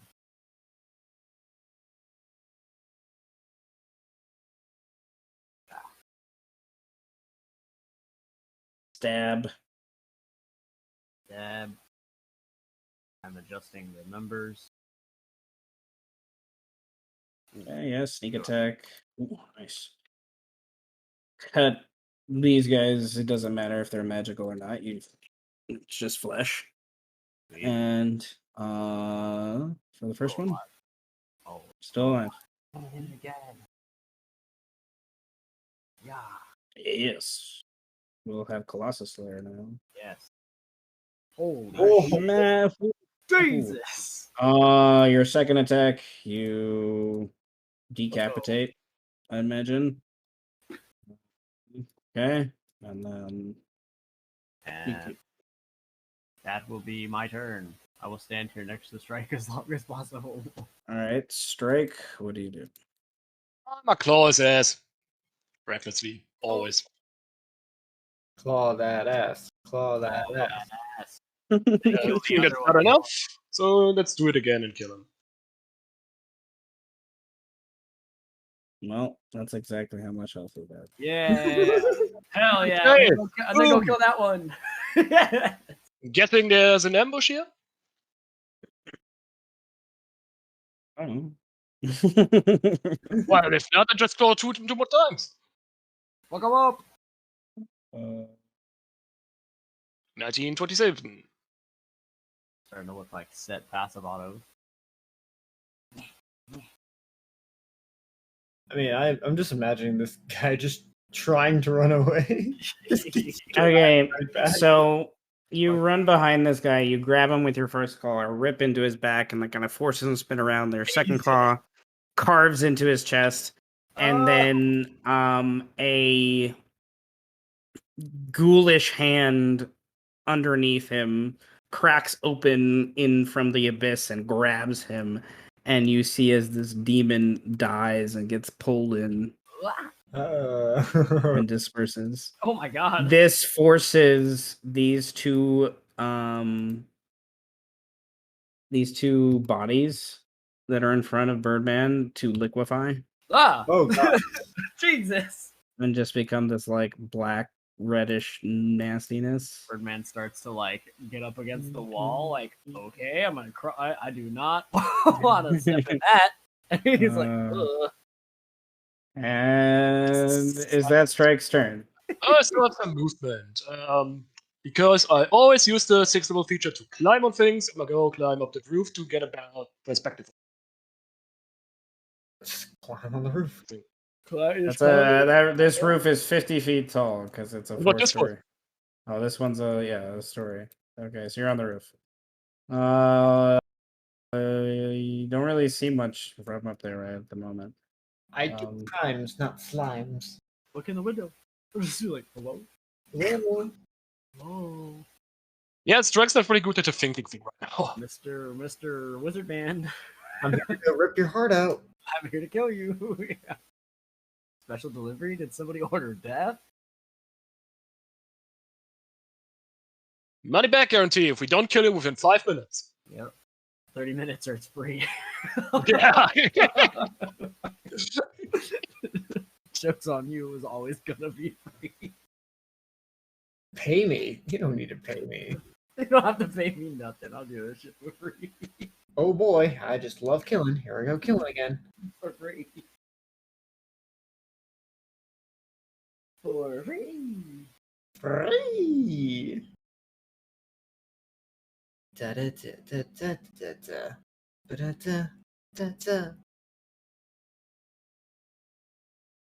Do you need somebody dead? We'll just call this number. Doesn't matter who's gonna come to the door, they'll kill for free. Well, it's free for the victim. You still gotta pay. Or do you? All right, Eros, what are you doing? Pay with your blood. Eros is gonna. Now, how much time has passed since we left the tavern?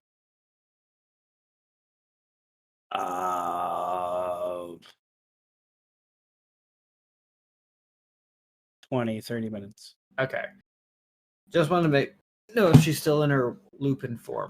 Closer to the 20. Disguise lasts for an hour, so it's fine. She's gonna edge a little bit closer. Just hearing probably the fucking death throes of some weird demonic ghoul thingy. Yep. And she's going to. I didn't even get to do anything cool with him, so just. Well, that's what happens when a barbarian gets to go first. Well, that's what happens when the strike is here. Things just die. And I will cast Sending on the wolf. They only need at least an intelligence of 1 to understand me. And she'll say, "Hi there. I bet you're a good boy. You won't hurt me at all. We can be really good friends. Just have a bite. Here." As she's still holding the jerky out.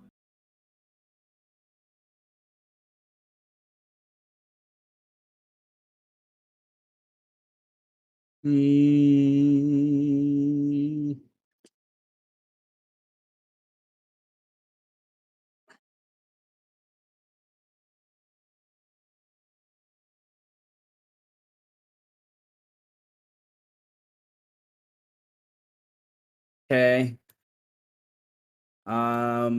You hear this guy whistle at the same time as this thing. I don't know. Do they have to be able to speak? It doesn't say. It just says that they can understand. And it can answer in a like manner immediately. Dogs understand common. To understand the meaning of your message, you can send the message across. It's interesting. I never thought of sending this way. I mean, it literally states, they just need at least intelligence of 1 to understand it. So this is like, it is a better speak with animals. It actually fucking is. Yeah, you could use it as speak with animals. Okay.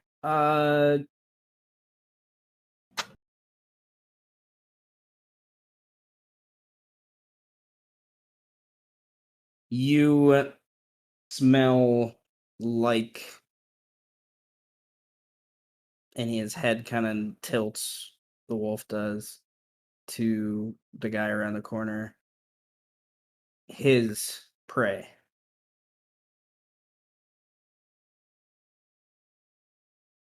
And he's not sure what to do. You definitely get the impression he's not at all sure what to do right now.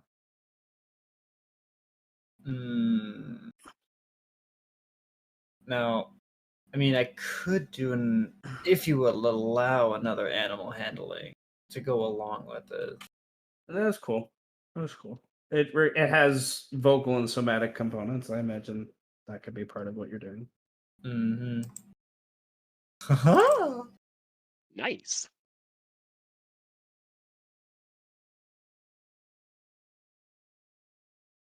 His master tried to use a reaction, but your animal handling like wasn't strong enough. The guy could have like he was trying to. He has this ability to like call his animal over, and I'm sorry, no.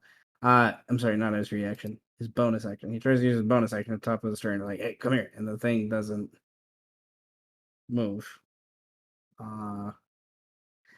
And he's confused by it, and then he comes around the corner, steps in front of the wolf, and he looks at Eros and sees this dog person, and then looks back quizzically at the dog, and he's going to use his action to roll an animal handling to like interpret what's going on. He needed to at least get as high as you. And he has a +8 too, so it's like fuck you. And then people's dogs. What are you doing? and so he just says as his free action, I guess. Then you need to get out of here.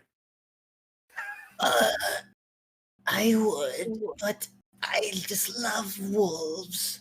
They're so beautiful in their own.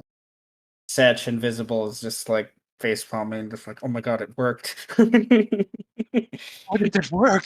That feeling when our party thinks we're stupid, and then we pop off, and they're like, "Oh my god!" I mean, we kind of have all of our bases covered here. Yeah, pretty much. We planned very good for this to just be the three of us. And we're just the side characters. We're just side characters. Side character energy. No main characters in this party. If anything, the main character just died and went off to be a main character. For real. Yeah. The main character's about to get a fucking harsh reality. No plot armor for you. The main character's about to get thrown in a river. We're just like, we're gonna go kill a mage. Meanwhile, our now dead adopted daughter is like, yeah, I'm gonna go save the world from the forces of darkness. I mean, I call him more of a niece, but you know, that's just me. Oh no! I see absolute death in my future.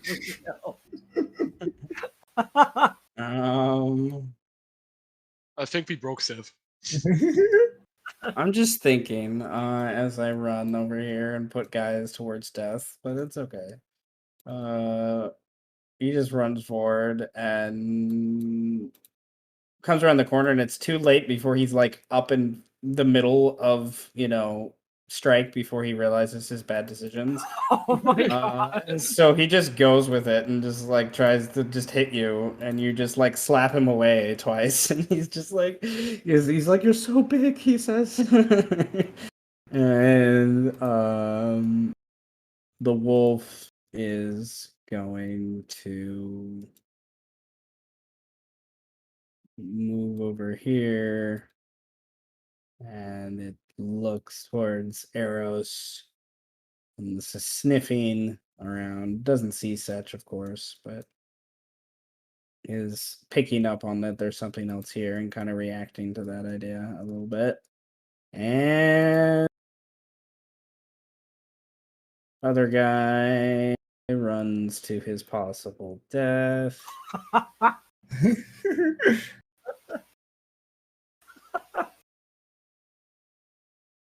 Frank takes 3. 3 damage. Oh, he hit you? Oh no! Oh no! I was just gonna intimidate him, but now it's personal. Oh no! They hit you? Oh fuck! Oh no, he's under 100 health now, guys. He's under. Holy shit! Frank is a beast for a Please level tell 8. me you actually have 100 health. He does. Literally a beast. Fucking. He, I'm not he even hit, half of that, dude. he hit 100 at this last level. I've ridden 1 HP. Frickin' his con is ridiculous, and then barbarian. There you go. And just Um, 18 unarmored defense. I'm with once dual again wielder. playing a huge nerd, I guess. all right, Birdman, what do you do? Bro, I don't even know. Do I see this guy right here? This guy? Yeah, Yes. do I like see him get ready to like run around the corner? Yeah, he has 3/4 cover from where Okay, great. I'm gonna put my sword away. I'm gonna pull my bow out. I'm just gonna run over here and shoot his ass. you're at. Like I just pop. I'm like, All right. yeah! He is dodging. He took the dodge action, so you have disadvantage. Fuck. All right. Oh, there it is. Disadvantage. That's advantage, Brandon. Fuck you. 18 hits. Ooh. And he has already taken damage. You see he's bloody. Oh, get wrecked, bro. What did he jump off the fucking? Oh, he's a blood guy. He's a blood guy. Oh, he's a blood guy. That's right. Oh no, So, I'm afraid. uh, You know, every time I look at Hunter's Mark, I'm like, man, I should have used that like before I started doing damage. Would be smart. That's kind of the you point. can, Like, yeah, You know. you Oh, can- that's the sword. That's not what I wanted to roll. What the fuck, Whoops. man? No one That's wants even that. worse, considerably. So we'll take it. yeah. You're just gonna fucking throw it back at me anyway. No, he's not that kind of monk. That'd be crazy. He doesn't have the But glove. nonetheless, it lands somewhere. With the second one, we'll say he does like kick it out of the way for narrative purposes. Oh shit! Uh, Well, cast Hunter's on this guy. Now And that's your turn. that would be my turn. Why does it always do that? I want to post the information. Oh, I wish to post the information. I wish to post. All right, Strike. What do you do? Let me just replace one of my attacks with a grapple For which one? for the asshole who just hit me. Okay. He's probably not going to get this, but he might. Acknowledge him and say, "Where is the wizard?" And if you allow it, with an intimidation. Strength.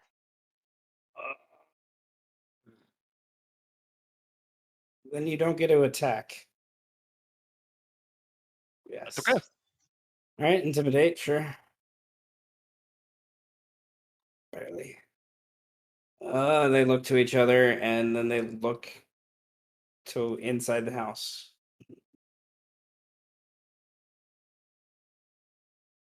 So, Look inside the house. Jump to the window.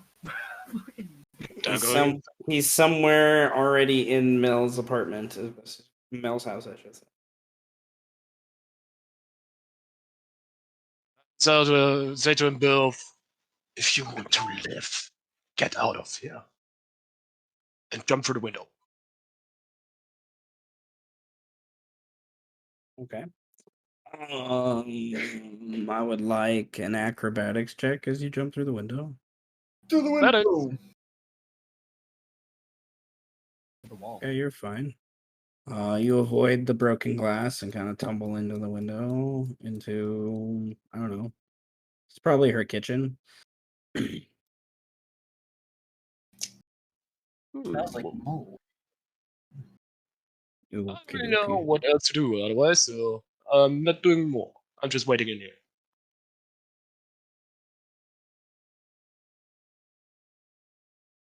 What, does he walk around the corner with a slow clap? Do your villain speech. A whole 1 minute monologue in 6 seconds? No, talking is a free action, so He just keeps going though. He doesn't stop. Like the whole time we're just Strike. No. Okay, Eris, it's your turn. What do you do? Eros says to the big guy, "Please tell me, how much did it take to train this good boy?"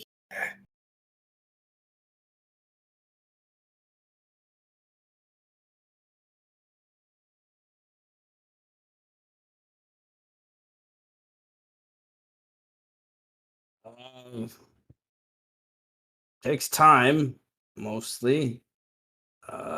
There's a bond that must happen. Something that you have to find. But I don't have time to teach you this right now. I got some business. You hear all the commotion over there. It sounds to me like you're trying to distract me from that commotion. I see. You are a ranger then. Sort of. How much are you being paid for this job? He looks at you quizzically. I don't. Who are you? He like takes his weapon out. Yeah, meanwhile. Oh, fuck! I'm giving you one chance People shitting themselves. to survive in yourself. Uh, I am not the threat, but what's around that corner is. Setch looks down the hallway to Strike, just creating the fear of God in these two guys. And, Skid marks everywhere. and then Oh looks, my and then God. there's this other guy here, though. So Setch is like, oh shit, if this doesn't work out. I actually Arrows. was gonna use He got inspiration. tagged. I was gonna use inspiration on this, so 27. 27.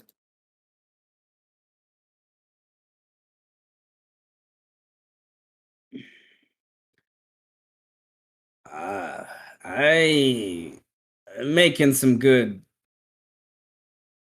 making a good exchange with this. I would need at least something to ensure I'm comfortable enough walking away.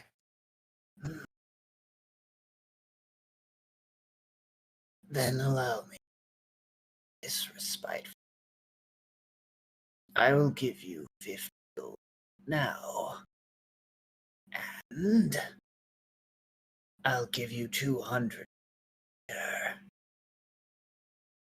His eyes go wide. Such his eyes go wide, even though he's invisible. Like 200 shit. This guy squares up with you, and at the same time, his wolf kind of growls a little bit, like confused by the whole situation. He looks back down at the wolf, and then, if you ever want to learn to become a trainer, I can assist with that. I'll take the gold. And you can find me in the Tailstones, near tavern name that Seth can't remember. Near the Grubhub. I love Gorthok's Grubhub. Gorthok's Grubhub is awesome. I talk about it all the time. People only die there every other day. Yeah, it's usually me who stabbed them. I go there a lot. It's a good place to get info. Yeah, it's a good place It to get reminds me of info. like the bar that Deadpool starts in. Yeah, dude, they got like good food. Betting who's gonna die next. Yeah, Eros, it's exactly like that, and I'm up on the board. I have a huge ass fucking belly. hands over the gold and pets the wolf on his head. Probably knows me. Alright. I used to live with wolves at a time. They are the most trustful, loyal creatures anyone could find.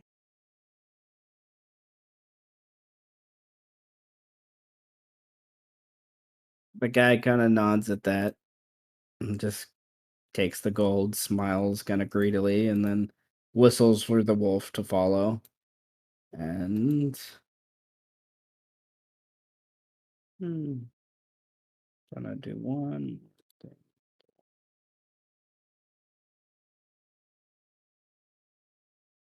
Okay. Wolf leads with it. Arrow successfully removes 2 people from combat. Hell yeah, bribery works every time. 90% of the time, it works. All right. That It's my turn. just moves around you and just says, I will never stop being amazed. And where's Altapar? And you don't know. So this guy, he was just shot. Yeah, dude. He, Hey, man. How's it going? he runs to you, Hey, buddy. Mr. Man. And okay. And he is going to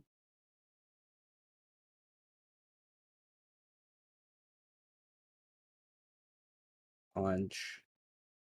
Oh, Shit. bitch. Okay. Ooh. Wait. Oh. Damn. That's a thing. Right, so you take 8 and he regains 4. Ow, bro. And then he gets to use this Oh, to shit. make an unarmed strike. My AC is an 18. I get a natural 1. Yeah. Yeah. Okay, do you want to use your reaction? Yeah, I'm gonna stab him with my sword. Okay. Fuck you, man. Alright, that hits. Alright. On it, there we go. Just click my stuff here real quick. Alright. Yeah, but that 4 HP is not looking so good now, fool. Whatever. And then he was going to use his bonus action to take 7 damage Oh, shit. and get a dodge action. Okay, sick. Pretty cool. And then these two guys.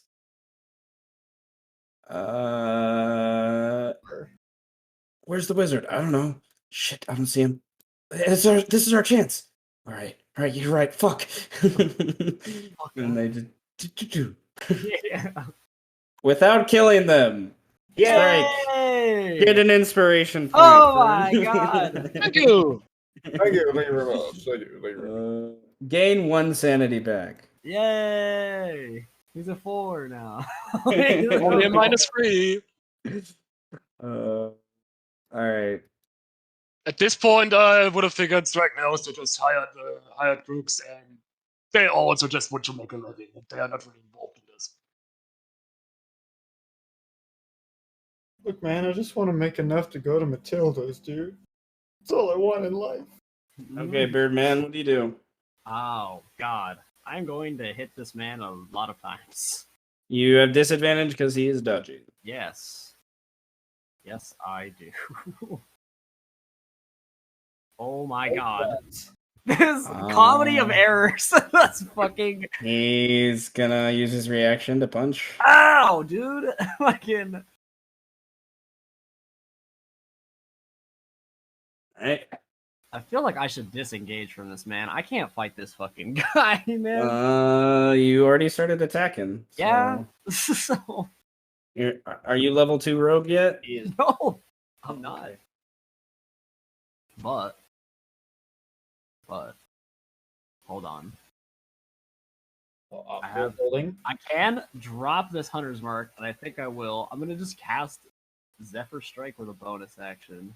Oh yeah, that's there you go. That's Let's what go! We planned for this. All right, bonus action, yeah, and then I will I'll use my one attack that I have left over for advantage, since I could use it. So it's not disadvantage, Nice. just a normal roll. Nice normal roll. I don't Okay, think and that gives me advantage. So actually, you No. know what? Fuck this guy. I have an inspiration. I'm gonna use an inspiration for advantage. Fuck this guy. all right. So now you have sneak attack, the force damage, and Colossus Slayer, Oh yes, no Hunter's Mark now. and but no Hunter's Mark. But that's fine though. We take those. oh, that hits. So sneak attack. Oh baby, That's some damage. I need a D8. Where's my D8? Yeah, roll another damage. D8. Nice. Oh, dude. nice. Oh, Bitch. oh, you cut very Did I kill him? deeply. There's this No, alive. no, he has more HP than that, but he's hurting. Fuck you. Um, I imagine like Birdman's blade, like this guy is like kind of vibrating a little bit from all the blood, and then Birdman's sword just starts vibrating too, and collides with each other. But Birdman yeah, has the better vibration. Yeah. Bitch. I like that. Yeah, and then I flip him off and I just run away. like I have 60 feet of. He already used his reaction, so. Well, it wouldn't provoke opportunity anyway. Oh, that's true. Sniff Yeah. is- Either way. So, I flipped and him off. you're just extra speedy. Okay. Yep. All right. I smack him with the bag of copper coins and run away. That's how you All kill right. werewolves. Just make him with a bag of silver coins. Just run back over here. I just run. Fuck, I don't even know where to go, man. The hell? I don't want to do. But yeah, we'll run like. Be over here. Okay. You run over there. Okay, so you're coming behind Strike as he runs through the Just window. scream, help! Yeah, and I like run away. Okay, so Strike, you hear Birdman out Help! behind you, and it's your turn, Strike. What do you do? I'm You gonna go back- snip off the wizard. Okay. Roll a perception check as your action. Okay, sniffity sniff. Please. Well, sniff gives you advantage. Oh, true. Okay. You need to go out the door. You smell familiarity in the bigger part of the house. So that's your object interaction to. And go through the door, basically. I'm stuck in this house. Okay. Wait, no, I'm here. There we go. There's a door here. Yeah, I couldn't go through it for some reason. Yeah, because I had to open it. That makes sense. Okay, and then you come into like the foyer, and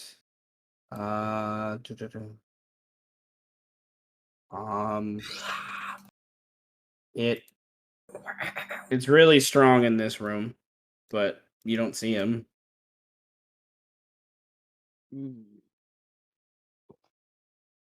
I guess I'll just attack randomly next time until I hit them. Okay. Oh, just let me pop another rage. I've lost it by now. And that's my turn.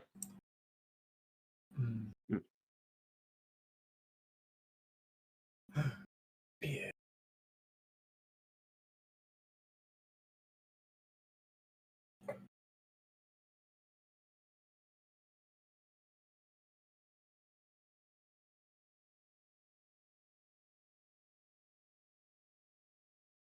Oh. I see.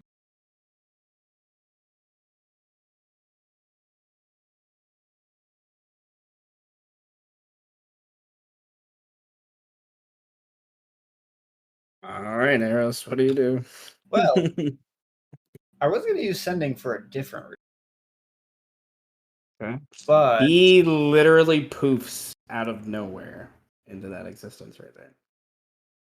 His best Eris position. is going to. I mean, she could shout loud enough, probably. Okay. This is. Okay, so free action. Oh, first spell action. She's going to cast Sending onto Altapar, and she's going to say, tits, tits, tits, tits, tits, tits, tits, tits, tits, tits, tits, tits, tits, tits, tits, tits, tits, tits, tits. And then she's going to yell at the top of her lungs, "The wizard is outside! I repeat, the piece of shit wizard is outside!" Good calls. Good comms. nice, strong.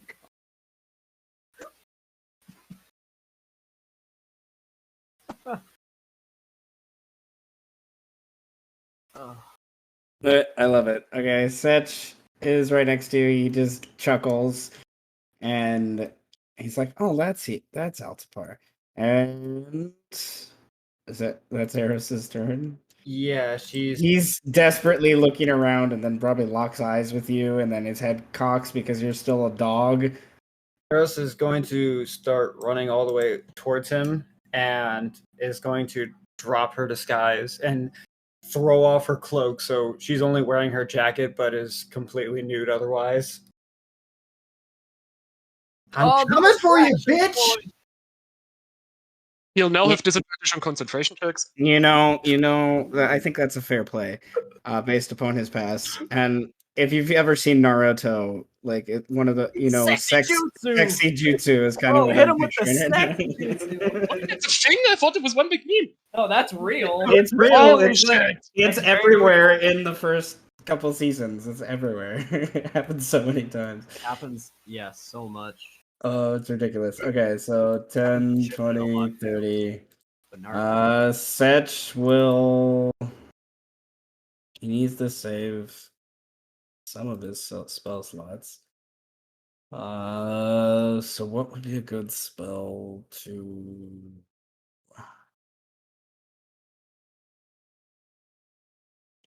He's concentrating. He just needs to do some damage.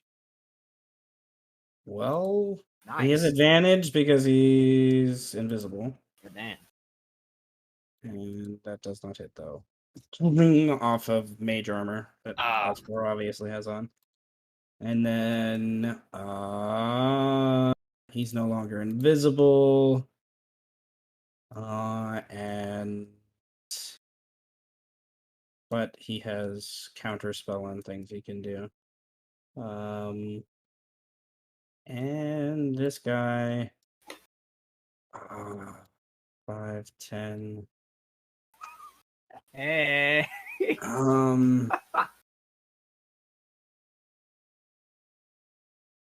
He sees you and just goes the other way. 15, 20, 25, 30, 35. Very fast, runs up behind Eros and goes to tackle Eros. So I would like an acrobatics or athletics check. Ah, no.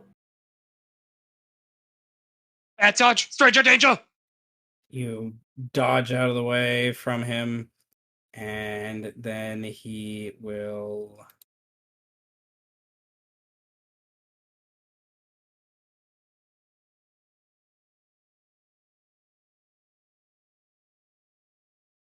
punch Eros. Nope. That missed. Dodges out of the way. He will then do this, which is basically another punch. It's a different thing to attack, which is interesting to me. I assume an 11 misses. Yes. Okay. And Damn. then Is it miss every hit on you? he's going to use his bonus action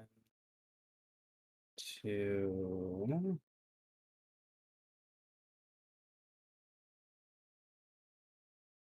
go full defense.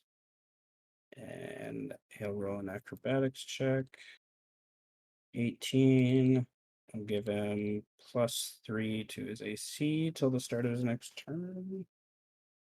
But he loses 10 to his passive perception, so people can sneak up on him pretty easily. Oh, I'm just imagining this guy just runs up to this basically naked woman, misses everything, then does a backflip to give himself more defense. Yes, basically. I like the imagery. I like it. Birdman. All right. He didn't run after you, well, I have another. but you also heard Eros yell. True. So I'm gonna use. Oh shit! I'm gonna use Upper Strike one more time because I have a lot of spell slots to use, and it's only a bonus action. So Only bonus section? yeah, dude. So I have 60 feet of movement. So I'm gonna run back over here. Speaking of Naruto. Yeah. Hey, speaking of Naruto. Naruto runs. Yep. And then I'm gonna take out my longbow and I'm gonna shoot this man with my advantage attack, which will give me a sneak attack. We'll give you a sneak attack. Yes. Yes. Dodge this shit, bitch. Oh, man! Oh, Dodge this. okay. I was gonna say he has +3 AC, but that doesn't matter. So, Oh Right. my god! That's Oh. sexy. Dodge oh, this shit. 10 Plus and the Zephyr then strike damage. Plus the Zephyr Strike damage. All right, which is 8 plus 1d8. So 1d8 it's plus 8 8. plus 1d8. Oh my god. 1d8 plus 8, I should say. So it's another Another 11. 11. Holy Okay, so he runs around the corner, attacks Eros, and she dodges out of the way 3 times, and then he backflips. And as he's backflipping, you come around the corner super fast, and right in his lower spine, just Oh man! and it pops with like a forceful explosion. You like break his lower back, and he falls to the ground. Oh! Yeah. Ooh. Should have come after the bird, bitch. I was kind of worried about this combat. No, not anymore. That was cool. That was cool. All right. Birdman, get an inspiration point for Nice. that. That's cool. That was some Naruto shit, though. All right, Strike. You heard outside. I have one more attack. Oh, you do. You do. That's true. That's true. I'm gonna shoot Altapar in his stupid face. He is dodging, so you do have disadvantage. And Altapar, bitch. Very nice. Very nice. All right, it just lands within 10 feet of him somewhere. And okay, that is Strike's turn then. All right. You would hear Eros's muffled yell. That's all you would hear. Back out I go. Okay, run out that way. Should have been 25 feet, 30. If I see you Anyways. come out, I will also say the piece of shit wizard is outside. You would see Birdman, him releasing his second shot. You would see him shooting that way. You want to see seen the first one, but you would see the second shot. So you All can right. that diagonal from him. Can I completely accidentally cut myself on the glass to keep my rage going? All right. All right. You take 2 points of glass damage, slashing damage. We'll say. And then I'm gonna use my dash action and bonus action sprint to go really fucking fast. My God. My barbarian in my Sunday game consistently uses his bonus action to hit himself to keep his rage going. Never know when you need it, right? You know, Face. I was like, okay, you take your strength score and damage halved. Punch yourself in the face, like Alright, let me roll athletics with advantage, because rage. That's a 24. I got like okay. what the fuck kind of speed is that? Let's say 30, right? Let's say 20. I dash, that's 70. And with that, I have 90 for speed now.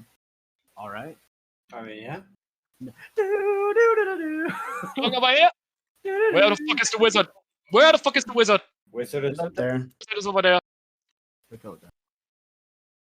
Is he flying like a coward? No, he's on the ground right now. I'm going here. He is dodging. He is He dashed. dodging. I can't attack. Well, there you go. Tries to move away. Oh, baby. Altafar's not that stupid. He's stupid, but he's not that stupid. Okay. God, this did not work in his favor in any way. Never underestimate the side characters. Like OG3, baby, let's go. Okay, he has the staff in his hand that you guys have not seen before. Anyways, I'm back. And he holds up the staff. He's gonna use some charges on the staff, and he will cast.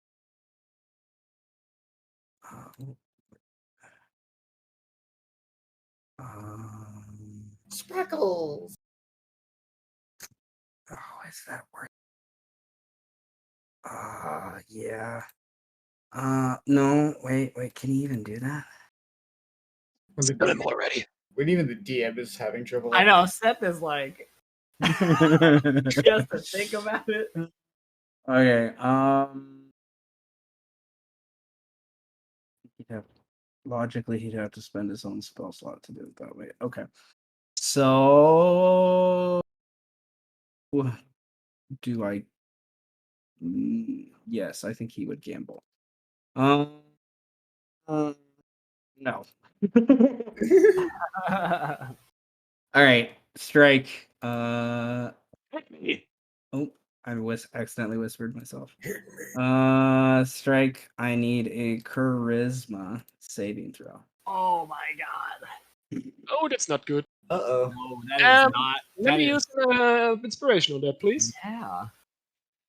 Ooh. Ooh, I don't know, dude. I don't need that inspiration anyway. I think you're gone. Vroom.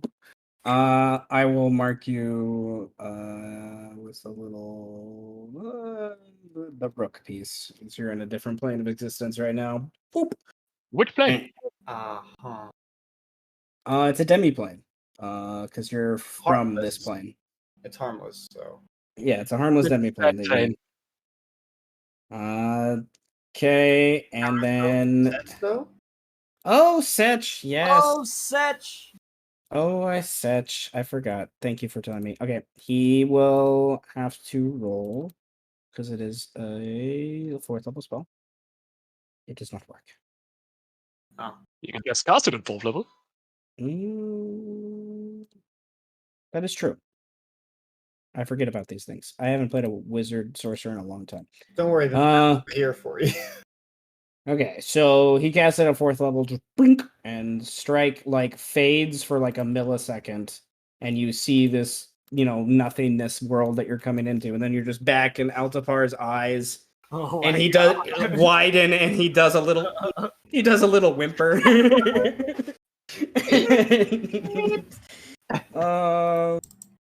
Okay. Well, Get his ass. Don't worry. No one has his to hear other spell went away when he did that one because it was a gamble. Okay, so that's his action. Does he even dare try to run?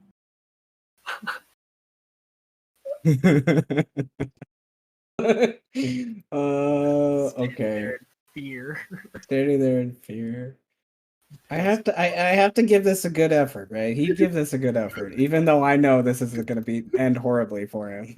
Like, okay, he's going to.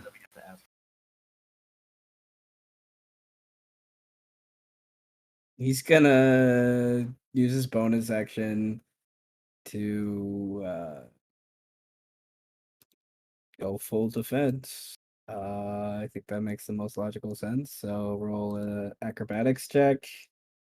Ooh. Nice. That's a +1. It's a +1 to his AC. That's not gonna save him. It might. Okay, strike. It Hey, could. it could. It could. It very well could. Yeah, it could, for sure. He is going to then move here. Because running, he knows is not. He's just like, okay, guys. What are you all doing here? I was supposed to meet with Mel. Where's Mel?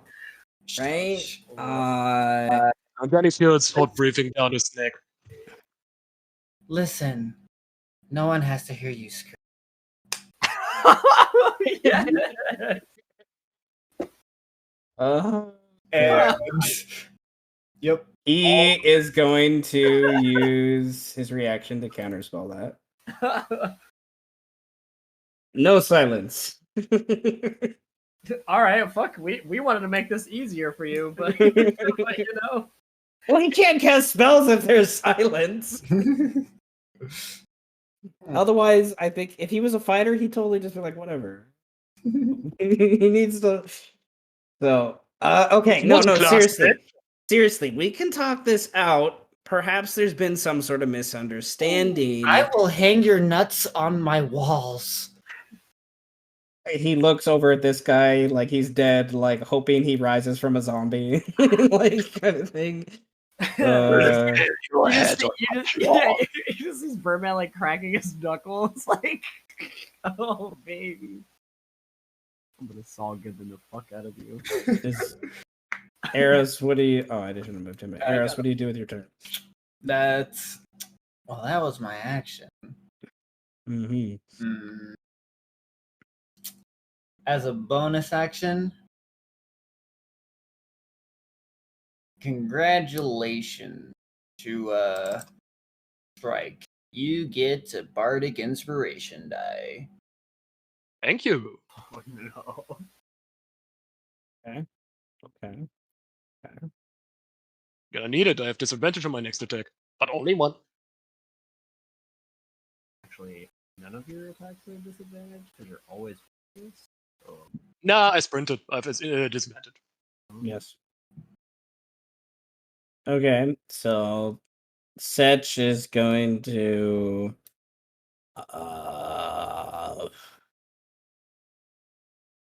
I don't know if he would attack right now.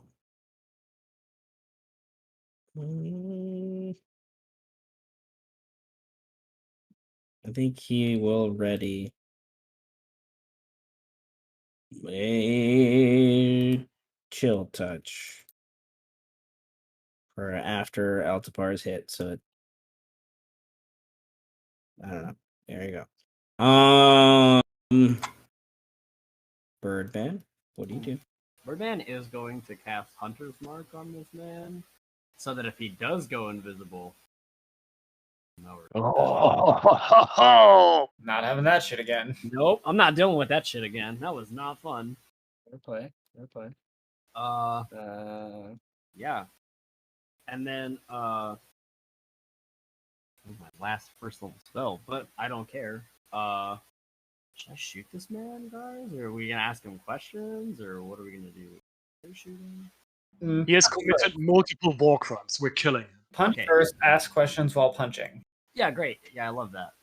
So You did also question earlier whether or not clerics can speak with dead. So Oh, that's right. Yes, he can. Yeah, fuck this guy. I'm just gonna shoot him then. Oh, good. Okay, so is it? It's not. Is it sneak attack? Because Yeah. I'm moving. You both arrow, yeah, because of Eros and him. Yeah, you have stick attack too. This will activate chill touch. His ready, which will miss unfortunately. But the nice 15 damage. Okay. and then I'll shoot him again.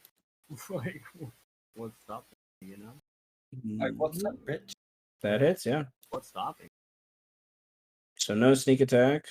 But Hunter's Mark, Colossus Oh, Slayer. nice. Another 13. Yep. And I will just move a little bit closer. Okay. I'm gonna stab you with a knife. Like, Okay, well, he just got shot. He turns around, looks at you all, realizes this isn't going to work. Obviously, is reaching for his spell book to like do something that, yeah. But Strike has an opportunity to strike before this happens. his ass. Though, if I'm reading the second move right, I'd have a plus 1d8 on all attacks, right? What? What? What? Hold on, let me read it again. Let me just. Kaya, what? 2 attack. No, it's 1 attack. Your next attack. One attack. Alright, then. Let me just pop a Feral Rage right here. Now's the best time for that. If there ever was a good time to pop that, he's gonna fucking die. Okay, so for the next 33, 6 rounds of combat, Strike might attack you. All right. That's not what it says. What it says. Or does It doesn't say I can't talk either. It just says I'm fucking angry. That's basically it. Okay. Rage. There's a rest. You deal extra damage. Damage reduction. You have disadvantage. Perception, persuasion, thing. Okay. I can still talk and I can still differentiate ally from foe. Unless Seth wants to say it's different. Well, you can Just also you gotta roll. attack. Just attack. All right, end reckless, of his course. suffering. And his End his suffering. So that's a 23. Jesus. I mean, as long as we don't decapitate him. Or Well, cut no, it. even if we decapitate him. Just bring ahead. And then, yeah, let's do this I mean, again. in terms of just stabilizing him, as long as nothing gets ripped out. Oh, yeah. Oh, still, how do I describe this? I'm not saying that will be the case. I'm just saying if that happens. Guys. Strike's really digging into him. First, slashing his arm wide open, then going for the chest. Next, a pretty wide slash on his right across his face.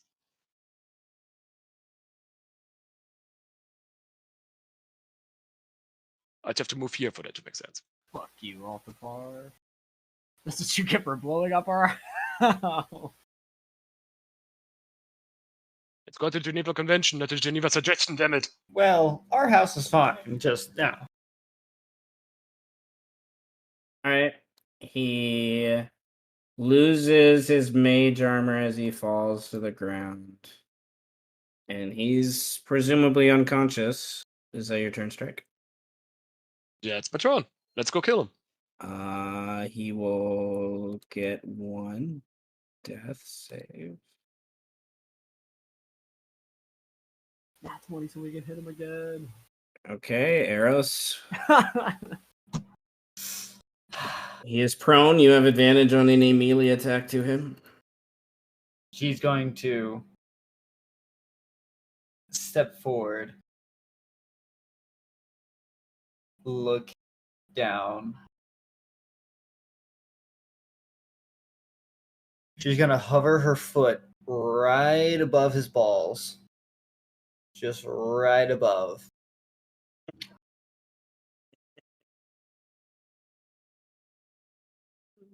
And she will stabilize him. Okay. Right. He is at 0 HP. No death saves. He is stabilized. I take all of his shit, literally everything, ass naked. He's getting the carnivorous treatment, where I take all of his, just everything. Okay. But we're gonna take him with us, right? Yeah. Then I'm taking a page out of the last campaign and chop off his hand. Oh!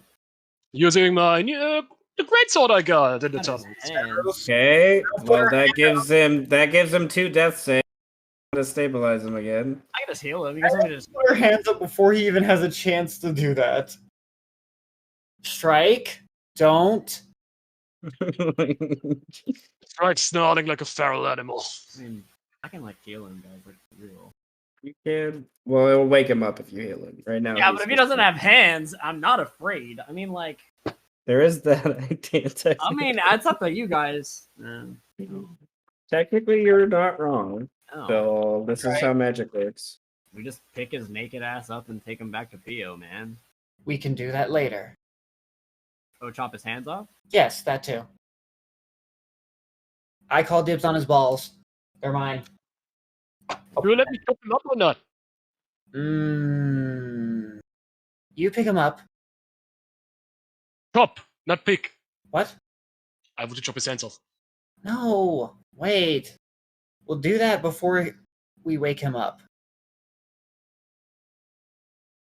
After, make him scream. Before we wake him up. Oh my god. I love it. The dice roll makes me happy. It fits his personality. Okay, so before I forget, why don't we just talk about what you find on him? Yeah. You find coins.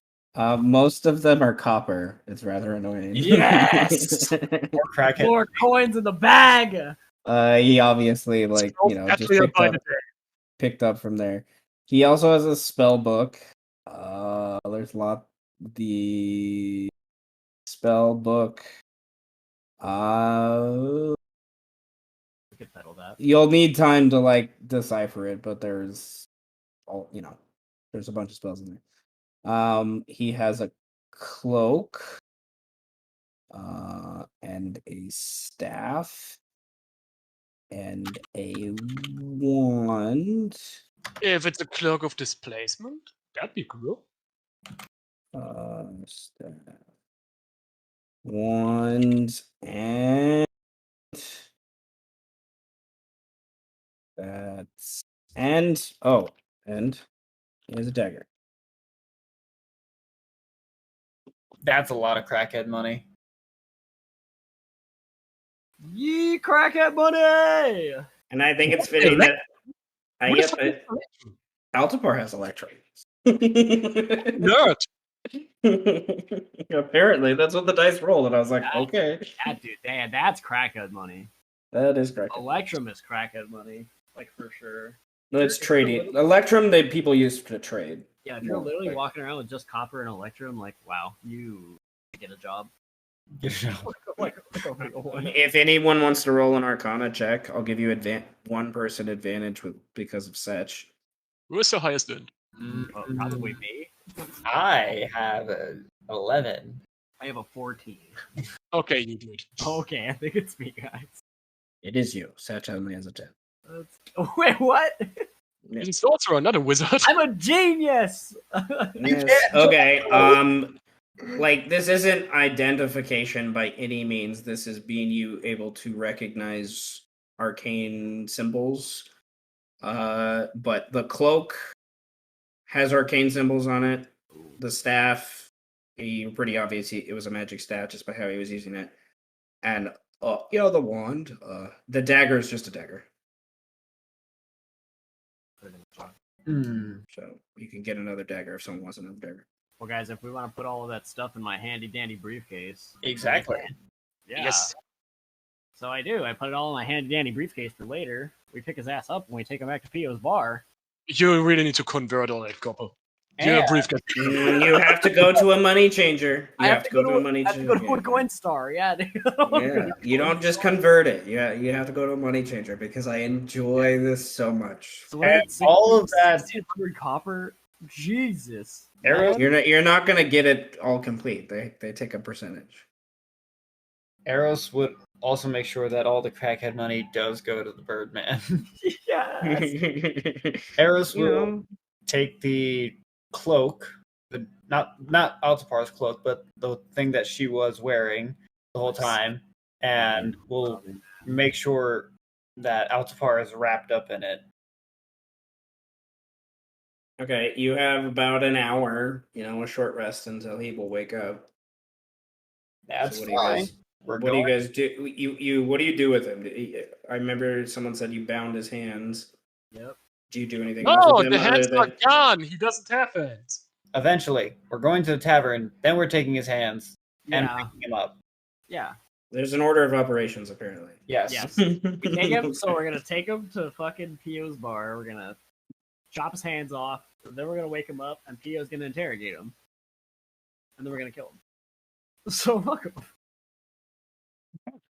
Yeah. Oh, Eros is also going to prepare a jar, put his balls in. Okay. And I'm gonna make a soup. Okay.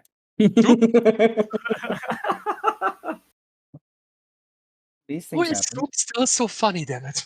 'Cause I You eat- come in. Pio realizes what's going on. He gets Cotton to take the kids away from all of this. Naked man that goes through his door. We'll say Pio pays Setch his share. Setch needs to pay off his toe tattoo, so I imagine that's what he wants for those, but I will double check with that. So Setch will say parts ways with you guys when you come back to this scene. I'm going to switch you back to the tavern map, and I would like a perception or stealth check to make sure you guys are not followed back to the Beast Crown. Hmm. After this. And then I'm going to get a drink. I'll be right back. Does my natural explorer apply to this, Seth? Ooh, definitely rerolling that. Yes, definitely. That's slightly better. You gonna stealth? You stealthing. I mean, I can add on top. Oh, No, we're good. It's cool. It's all good. I mean, passive perception is a 20 though. That's why I'm like, She's naturally gifted. Have that was a 28. That's a 28. 28. Jenny, I rolled a 28.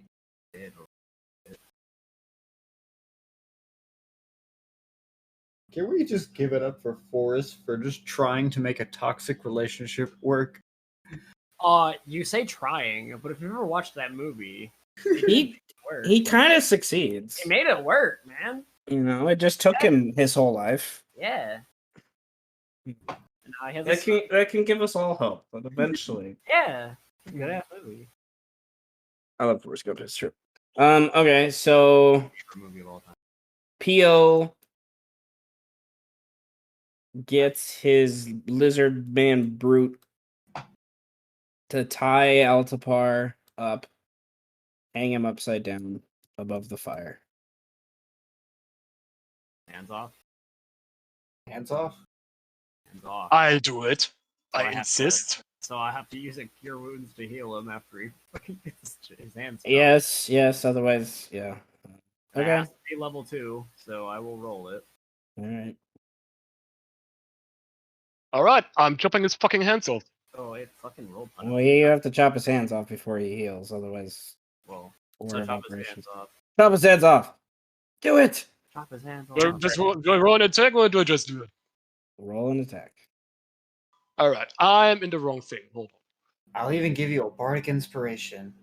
You already have one. Oh yeah, And you do have one. I forgot. Chop his hands off. Bam, 24. Go. Well, you would not have the other rage anymore after walking. Oh, yeah, back true. there. I wouldn't rage. And Can I use Spotting Inspiration for the damage roll on your thing? No. No. Said I she's think there's not another a swords bard. Yeah, Yes, it's that one. The swords bard did it. Okay, so I just wanted to make sure that wasn't too much damage to like kill him, you know. Kill him for 10. So. Okay, he wakes up screaming, coughing, hands cauterized with magic, starting to be broiled loosely, pit fire broiled above, you know, this thing here, and Pio's like walking around the edge. You guys are kind of around at different points. He orders the rest of his men out of here, and he basically insinuates you can stay if you want to, but you don't have to Hell stay. yeah. There's no At way this I point. would leave. I sip a beer. Same. Well- Yeah, we guys will be in chit chat while this man is burning. We all simultaneously sip at the same Sip our time. beer. Yeah, Yeah. when he says, Okay, leave if you want, all of us just awkwardly. sit down, pour a beer. Yeah. He nods at that. It's like in JoJo, like when first you have his lip, Alright. and then pick the shit up. Well, do you guys got questions first, or do you want me to go first?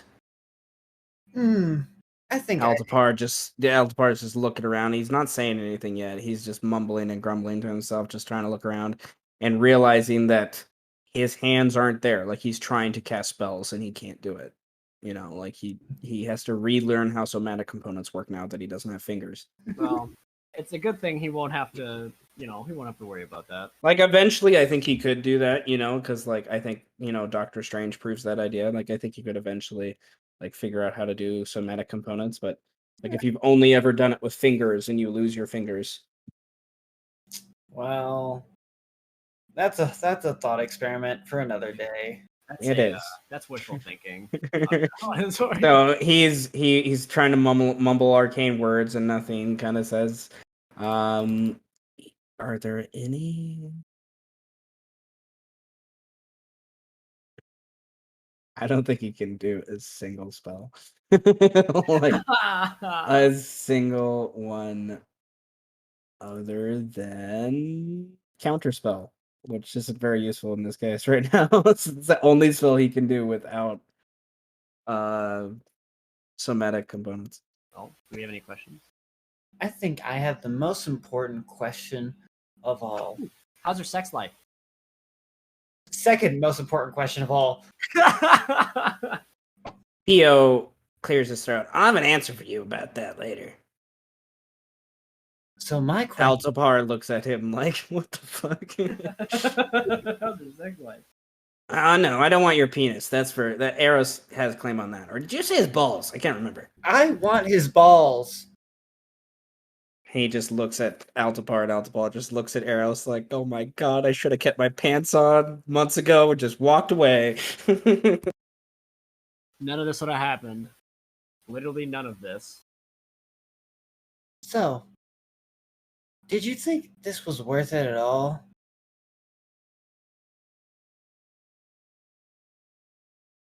You know, but there have been other gains. And when he says gains, he looks at Pio, and then he's like, you know this. And Pio just shrugs. What I know is this. We were just living life, enjoying it to the fullest, and then you just had to go and be a total cunt about it all. Kill my wife this. You didn't kill my wife, now I'm gonna kill you. Oh, I'm gonna go lie to the first house to get you arrested. Oh, I'm gonna send a private investigator to find you so I can kill you myself. That's burnout for you. All this to end up dangling above a pot of soup with no hands and your balls soon to go in this nice little jar. And the rest of your body inside the pot.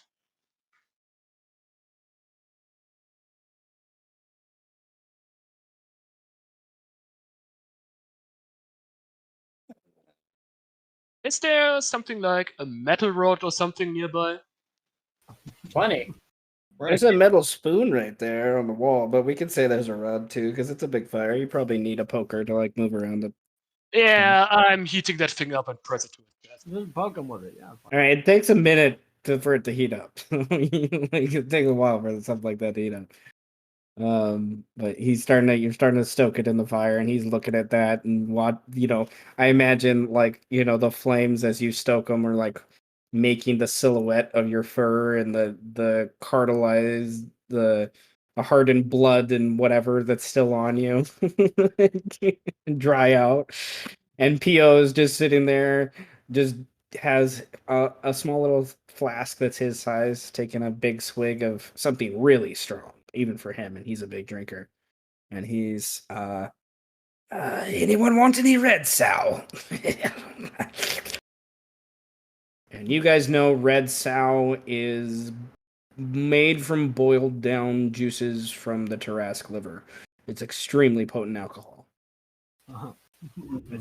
It gives you temporary HP that I say lasts for yes. 24 hours. I might do it later, but for now, using thaumaturgy to make the flames appear in a blood-colored red. Bourbon. Just for fancies. Bloody flames. Bloody flames. I don't think I need another bender of a night. Oh, to each their own then. Birdman, after you. Fuck yeah. Fucking- I need a con save versus, basically poison, because that's what it is. Uh-huh. And you gain. I would like you to roll 1d4 plus 5. Is there a DC? It's a. I think it's a DC 12. 12? Oh god, here we go, boys. Hey! Cool. You feel good, but you're not like you're if you take another drink, you're pretty sure you might have some trouble. I think I have to nurse this beer for the rest of the night. Yeah, but D4 plus 5, and that's how much temp HP you get for the next 24 hours. Unless you get a more temp HP that's a bigger quantity than that. Hey. Nice, Max. We like that. And he kind of hops over to Strike. He's like, "You want some?" In a minute. Yeah, all right. Takes another swig. I'm gonna have him roll 2 con saves. Oh my god. We won't even get to ask him questions. All right. I'm good. I'm good. So the first one he utterly fails, and then he passes the second one. So he's like, he didn't pass out, but he is fucking drunk. And he's like tiptoeing back and forth on the ledge of the fire, like almost hitting the fire himself as like Strike stokes it and then almost falling off. Eris is going to catch him and like hold him up to her breast. Ooh, pillows. Let's not light you on fire right now. Oh, are you not sure? Sometimes it creates a good effect. Oh my god, the red sour is good today. Change your accent. Oh. Yeah, it just happens. change his Just accent. Life He's so drunk, he Yeah. changed his accent. I lose his voice. It has this really weird place. I have to find it. I know that's real because my sister does that. It's very funny. Yeah. But Still haven't answered my question if it was all worth it in the end. yeah. He kind of throws a little bit of like a couple drops of red sow towards Altapar, and then it misses by a long wire, but lands in the fire, and then some spark Oh, kind of go up and almost hit Altapar in the face, and Altapar.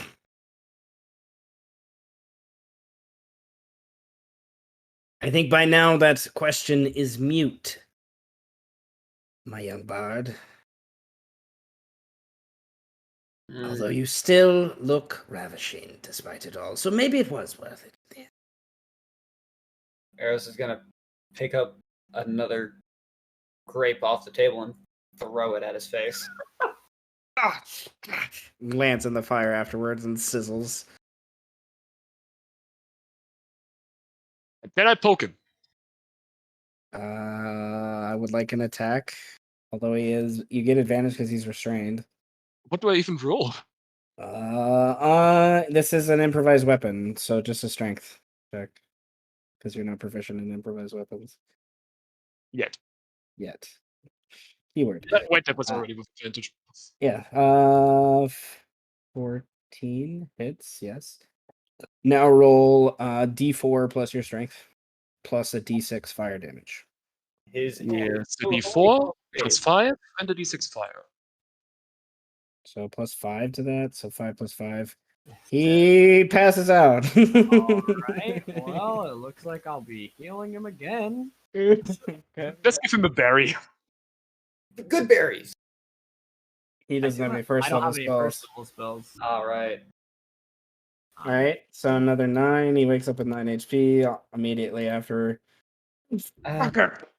Right, let's not do any more physical torture. Not.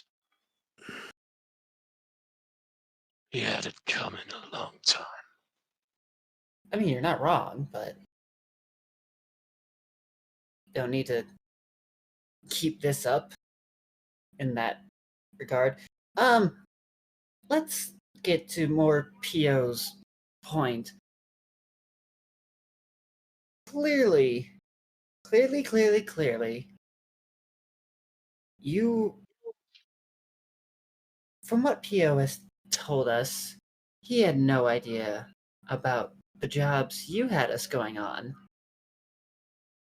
And Pio's supposed to know everything, so why are you keeping things a secret from your boss?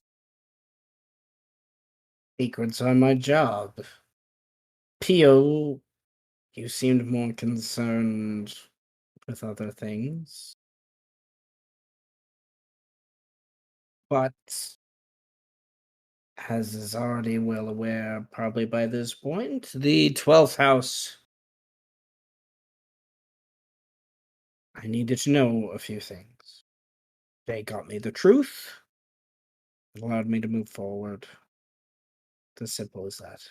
By this point, though, I have been more than likely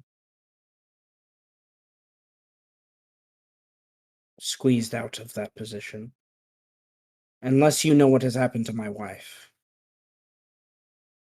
And Pio, I would like you all to roll an insight check, because Pio squirms a little bit when he mentions his wife. Honestly, hope his wife is dead.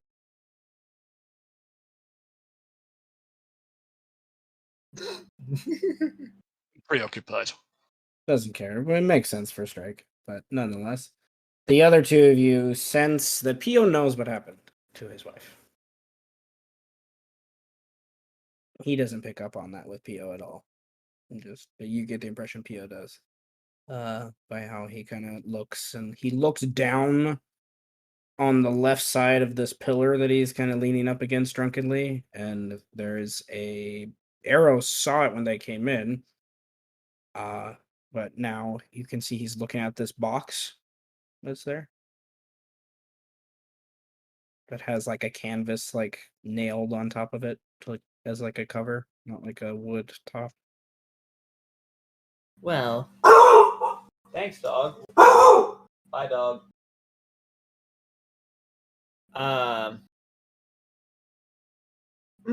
So you are concerned over your wife, who you try to have killed? I'm concerned she will destroy certain plans I have in place from her obliviousness to the bigger picture. Listen, can we drop with all the fucking subtlety? We're going to kill you after this. What's the fucking point of hiding? Because, my young bard, something you may not understand, that maybe the Birdman or maybe Strike might understand a little bit more than you because of their magical inclinations. I'm the most magical one. Well, aside from me, Your magic is born of vanity. It is different. your mom's born of vanity. Snap him. I must have the fuck out of him. Alright, roll an attack with a That's a good one. If you're just punching at me, it's just a strength check. Oh no, you have claws. Never mind.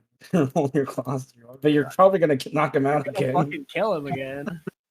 Right? Alright, yes, it's a regular as Melly Claw. What? Just don't. He's about to. Do you want to stop him? Yes. Strike. Go sit in the corner. Well, you want to go call one of the priests over? Got an extra 100 gold? We could get one of the priests to keep him up for a little while. No, That's a good idea. But that means probably, at least 100 gold to keep them quiet about what's going on here. Don't worry, he's gonna pay for it. He's going to pay for it by dying. We don't need to do any more physical shit. That is the point we can agree on. By this point, anything physical you do to me does not matter. The partners I have made have means to ensure my soul will be nothing more than canon, Father. Thanks to my wife and what she has done. None of you know what happened to her. Then she really has fucked up.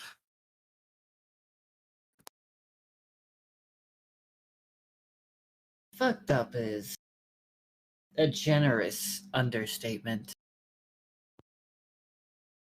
If there's anything we can agree on, aside from not hurting you physically anymore, is that your wife is a fucking idiot. He is short-sighted. Always was.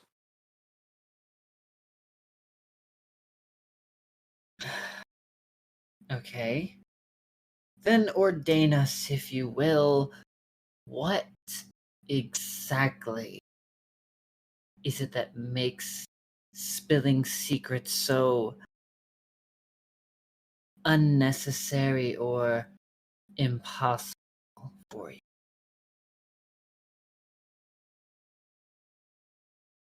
If you haven't already intuited it yet, I'm not sure if I need to explain it to you. You can simply let this beast eat me. Please, indeed, I would rather my body not become undead.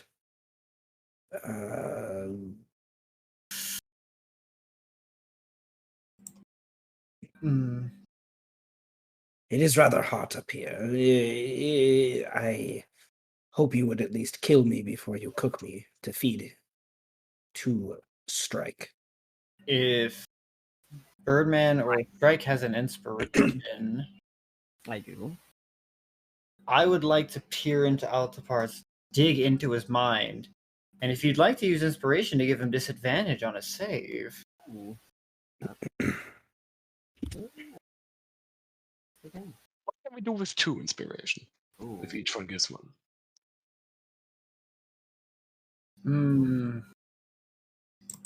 well, A narrative thing. well, there is a way to make.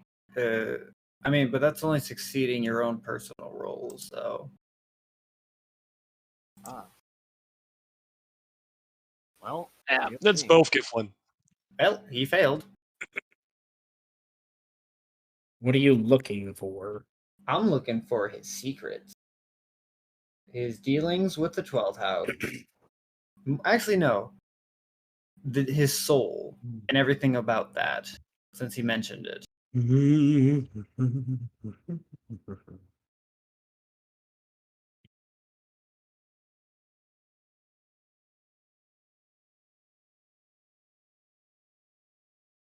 Sometime after you all had your falling out with him, he visited the 12th house and visited someone akin to who Shallow Butter is in rank, but not Shallow Butter herself, but like someone like that from the 12th house.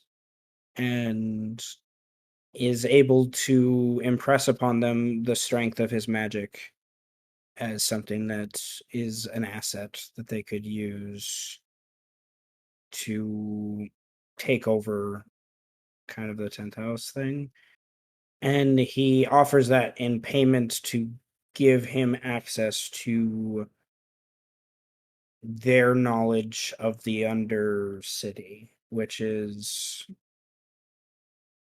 in simplest terms, what has been created and what remains from the drow from the first campaign when you guys they had this whole substructure underneath the tower, and they've increased that in this time, and it connects to the city far to the north. And they have multiple cities underneath there, and he has spent the last 10 years of his life going there learning things that most people would never get access to. And what he didn't realize what was happening until too late is his mentor was this drow sorceress, very powerful woman. He didn't realize she was like the matron mother until far too late, and she was using him as leeching power off of him in a way. She was using his old necromancy to do so, and has bound his soul to Iconero pre-death. Is like a payment for Iconero to give her control over her own death, so she can finish her plan here of taking over the 12th house. All he knows about taking over the 12th house and what they're after is it has to do with this ancient artifact underneath the city that they didn't know was there until 12 years ago. That had to do with the whole calamity that happened 12 years ago. So that's Yeah. all he knows. I want to do because Eros doesn't know. She knows that there are gods of different attributes, but she doesn't know their name. So would she know that Iconaro is the god of death from the detect thoughts, or It probably would just be God of Death. It probably wouldn't be his name. okay. Because I don't even think Altapar would know his name. Okay. I think Altapar would just know that he's the new God of Death. And I would think I could correct me if I'm wrong, but I get the impression Iconaro wouldn't want his name really to be out there. I mean, his whole goal was to become death itself, as if that was his title. Yeah. So Yeah. So people calling him Death is like what he wants. He doesn't want to be known as Kellumbor, God of Death. Like he is Death. yeah. Right. So like people just refer to him as Death now, even though they don't know his name. Most people don't. Like I would say. Yeah, okay. The drow might, because I think they would have invested the time to figure that out. Yeah, they probably would. So Like because this guy who betrayed us just disappeared, and all of a sudden he was like a powerful necromancer, and like some few years later, one, helped them just take out Todd and and you did. Like he wasn't there in the final battle, but he helped them get to that point. he pulled his weight a lot. Yeah. Okay. Then Eros is going to open. I imagine her eyes were closed while she was digging into his mind, and she's going to then open them, and they're going to be very wide.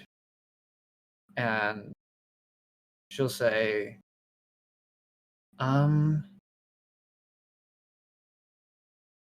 this, now, hear me out. I think we might have to keep him alive for a little bit. Because okay. His soul, he was dealing with not just the drow of the city, but the drow of a different kingdom for the past decade. And he's so fucking stupid that he didn't realize his power was being siphoned off by the matron of the society as a sacrifice to the god of death. And with his soul, she'll use that to find an artifact underneath the city to take over the 12th house. And by underneath the city, I mean our city. Right. Now, how do we keep him alive and keep him from pulling any more shit? Take out his tongue. With the same idea. Ooh, I've never tried human tongue before. You're He about says. to. Well, tongue. Quite delicious. I mean, I have a tongue in my mouth, and it doesn't really taste like anything really special. It is, it's there, kind of being the tongue things. Being all wet and slimy and slippy.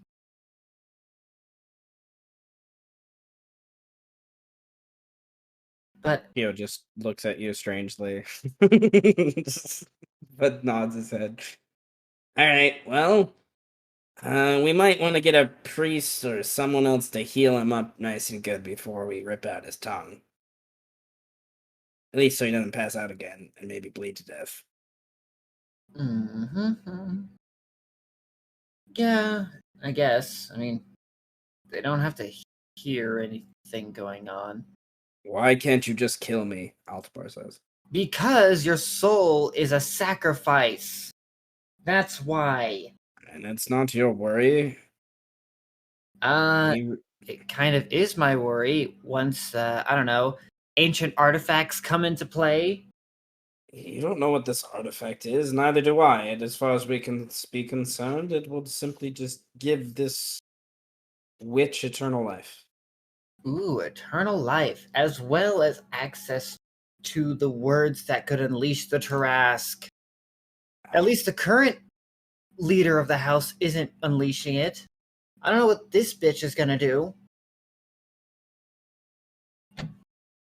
They are allied. They would not overstep the bounds of the current matron, I think.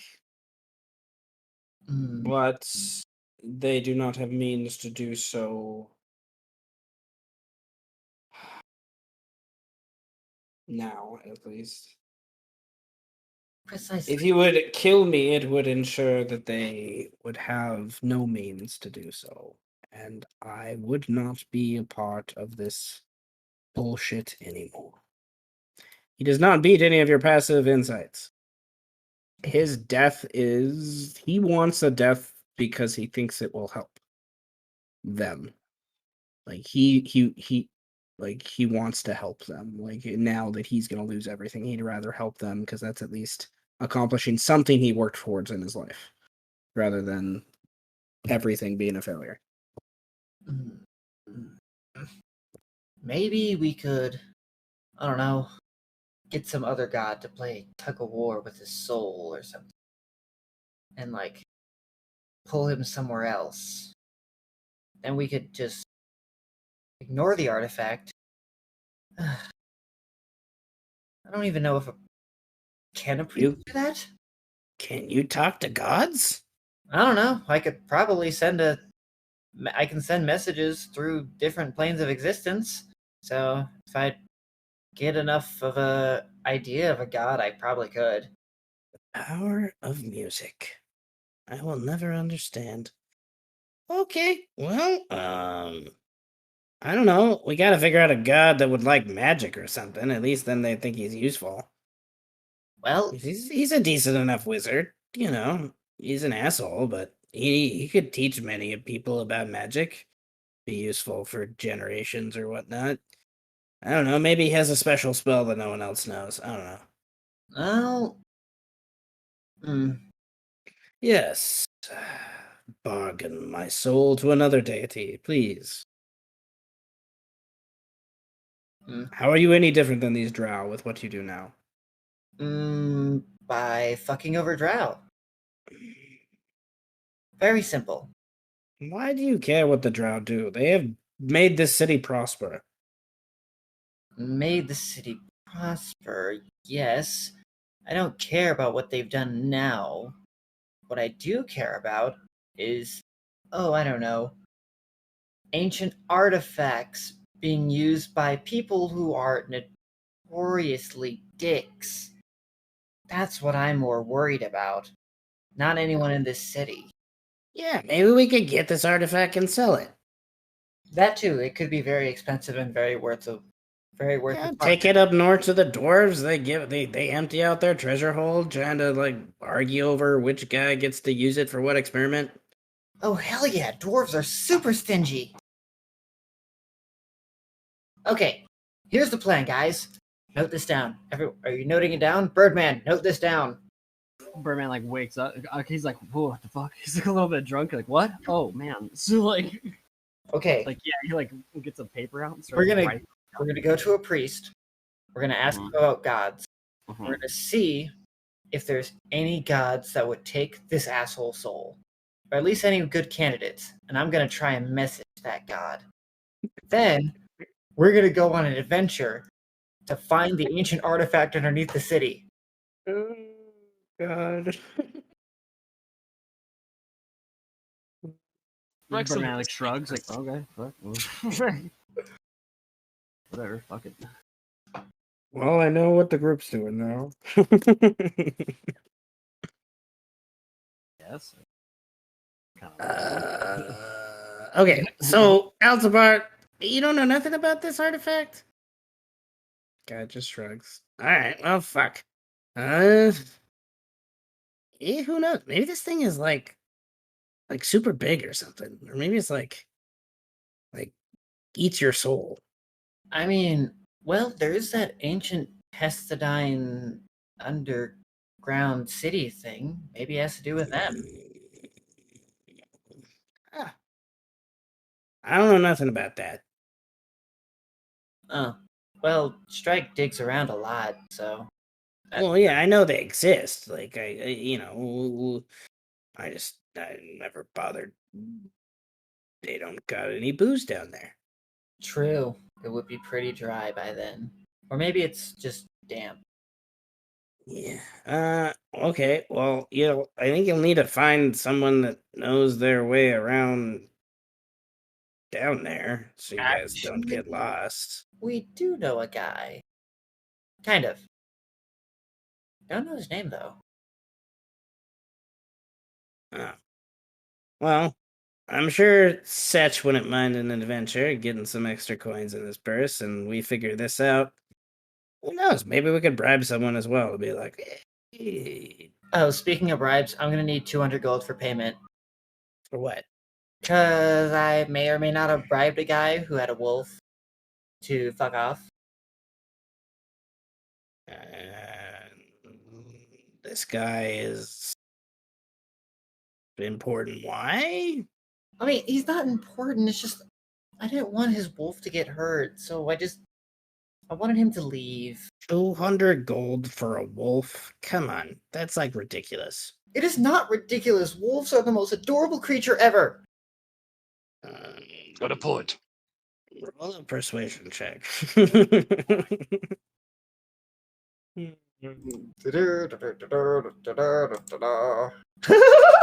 Called it.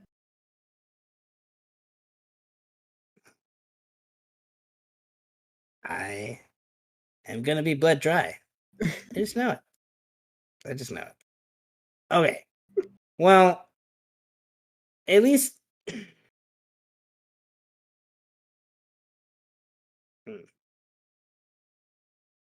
hops down, looks at down at the box, and then goes to his hip and has a bag of holding and Wait, pulls out a couple bags, and then sets the coins on top of the box, and he's like, there's your 200 gold. Altapar. yes. You're a lucky son of a bitch. At least for now. Hey, didn't he But offer Mel like a really expensive gem or something? really, where are you getting these gems? Altapar is just stiff-lipped, not saying anything by this point. I punch him. Punch him, sure. Arrows, you want to do anything about this? God, I mean, yeah, her perception is way too high to not notice. Strike! stop it. Punch later. For now, if we. Hey, that that whiskey there, it won't kill someone to drink it, but it'll perk them up, right? Ask What? Theo. You want me to waste the red sow on him? I mean, just so we can punch him in the face.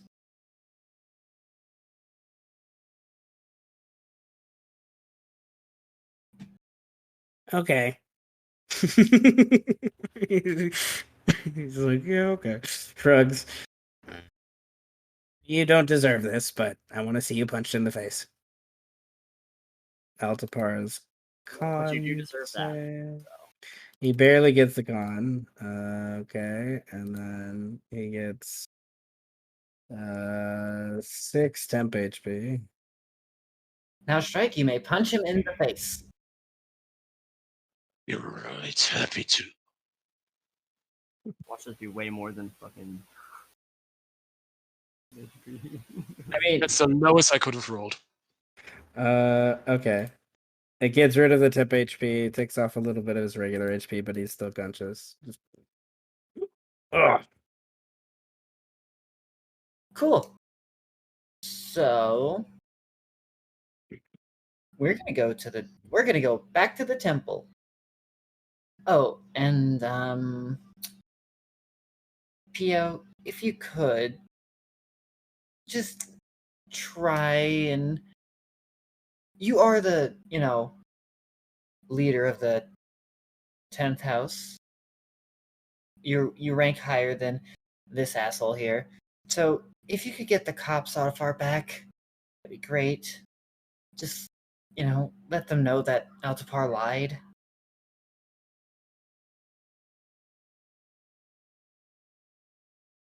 I think in order for that to happen, you should deliver this box to them. Okay, sure. I have no idea what's in this, but sure. This sounds extremely reasonable and not sketchy in any way, shape, or form. What's in this? If you want to take a look, take a look.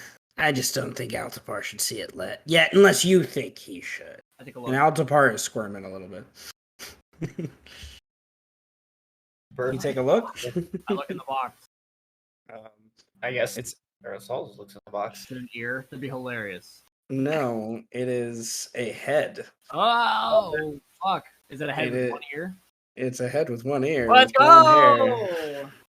You're pretty sure it's her. Just be pretty sure. Where'd you get this from? Delivered on the front door earlier today. Kind of after you guys left a little bit. Kind of ominous and precarious how that stepped in, but one problem taken care of. I think they just want us to take credit for it, which makes me who's trying to butter me up. Is my only issue with this, is I like to know who is trying to kiss my ass. Yeah, you never want your ass getting eaten out if you don't know who's on the other end. It's a common lesson in the Animaesus world, right? So, introductions, there's an order of operations. You gotta sniff the ass, then let the other guy sniff your ass. Sniff the ass, and the other guy sniff your ass. Okay, then first things first. Off to Sniff their ass. Yes. Oh no, we're not gonna sniff their ass yet. We're gonna clear our names first, and then we're gonna go sniff some ass. Clear our names and sniff some ass. Oh my god, that's the name of this episode. Cleared our names and sniffed some Clear our ass. names and sniff some ass. Here to clear names and sniff ass. All out of names. All out of ass to sniff. Oh my goodness. Should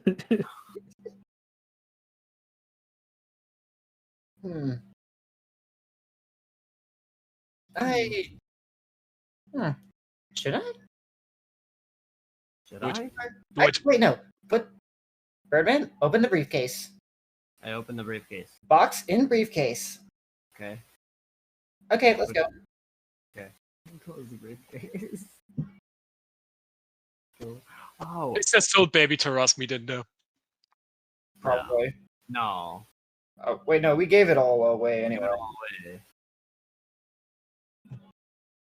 I must remind everyone that Eris is still only wearing her jacket. It's very important. Very important.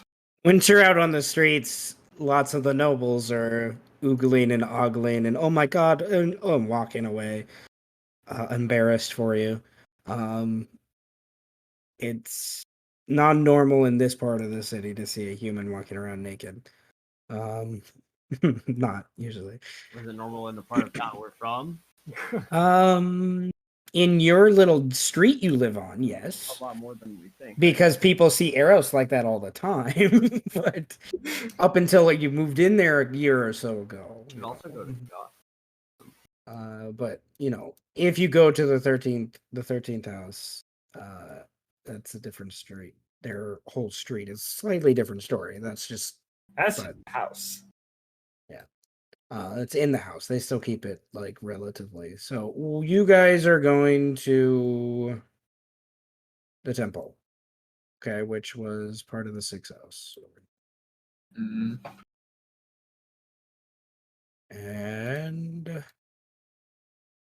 wouldn't take you too long, a couple minutes to walk down the street. There's just lots of people, so it'll probably take you more than 10 minutes to squeeze through all the people and go past the 5th house alchemy and The 13th house, kind of debauchery and odd construction, and then the 8th house, which is one that I should remember but don't, because they are a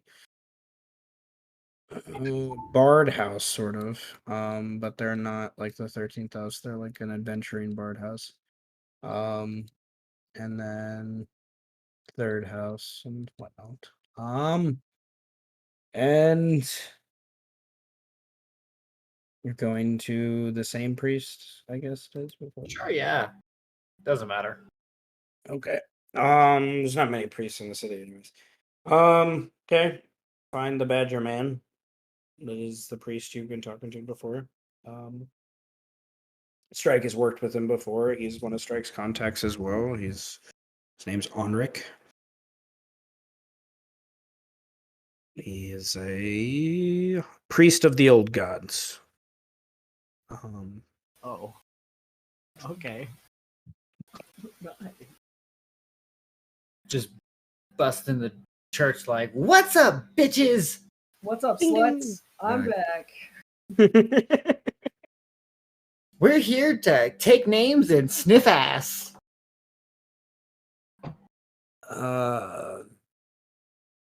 What? A couple of the other people run out, of the other parishioners of various races, and the priest is there. I don't want you to sniff my ass.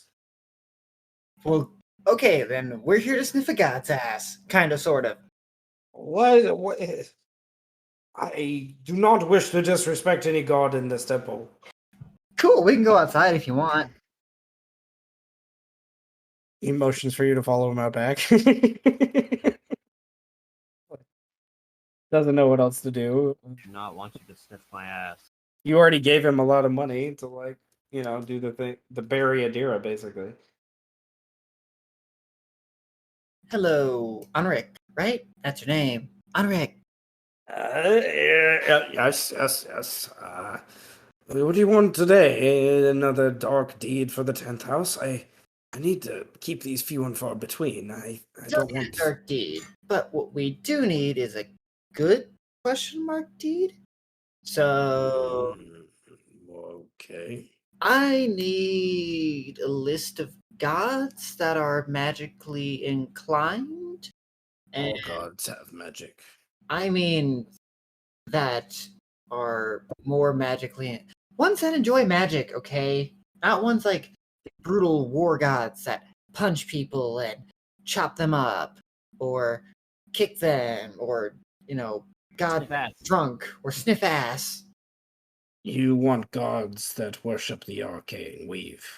Yes, but ones that are good, not bad. Sniff ass. Good gods of magic. It's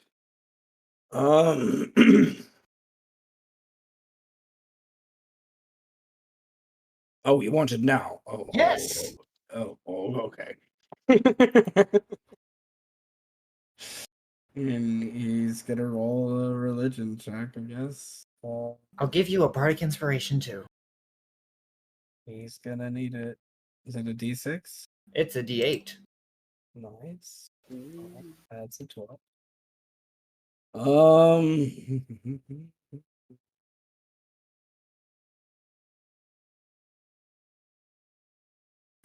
Coins.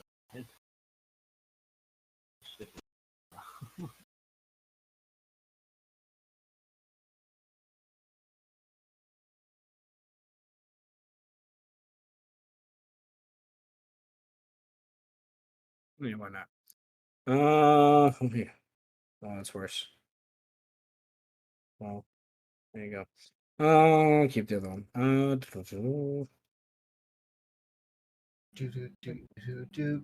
Now, me regretting putting so many guns.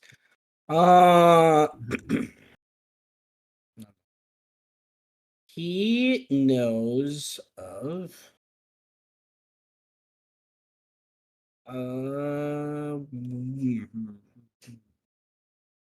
Would it be that one? Yeah, probably. And then All right, the god. He's a follower of the ancient practices of the Animaesus, so he knows of the original 8 deities. Of those, he knows. He just also would explain that because they're considered the original 8 primordials, it's kind of more difficult to conjure them and commune with them in some ways. There's more distance, so to speak. But nonetheless, the 2 main progenitors of the line are called the first and second moon, first and third moon, and they are chaos and change, is what they're called. And they can. The first one created the weave, as the Animaesus believe, and the second one taught the Animaesus how to control it. So they know a lot about magic. Other than that, he knows the humans worship a god named Bakab, who is a child of the first moon, who is supposedly a Gandalf kind of character, is how he describes him. And the only other god he would know of, I think, would be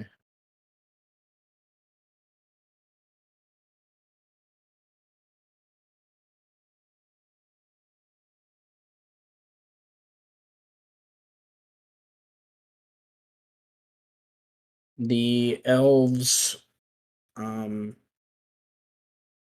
Have a god that he's heard of in their old stories, named Mistra, female goddess, I guess.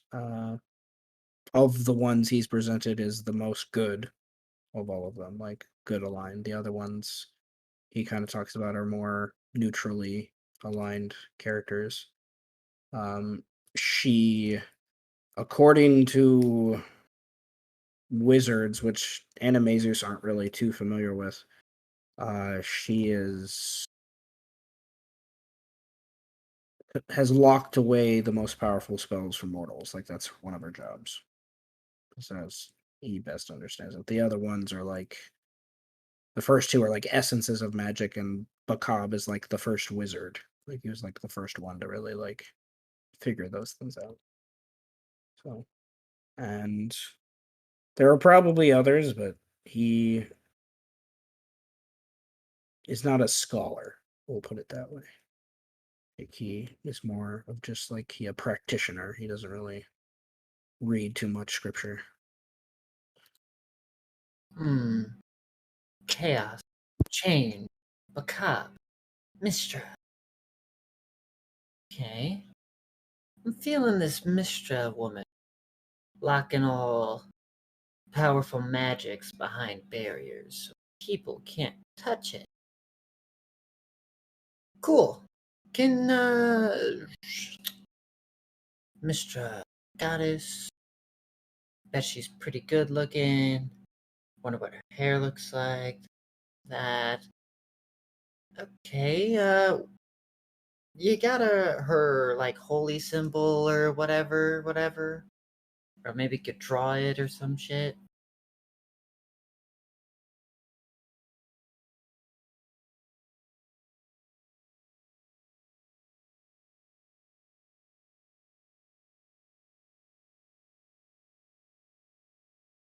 Akbar.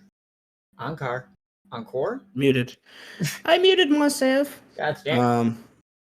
Her symbol is a bluish white star.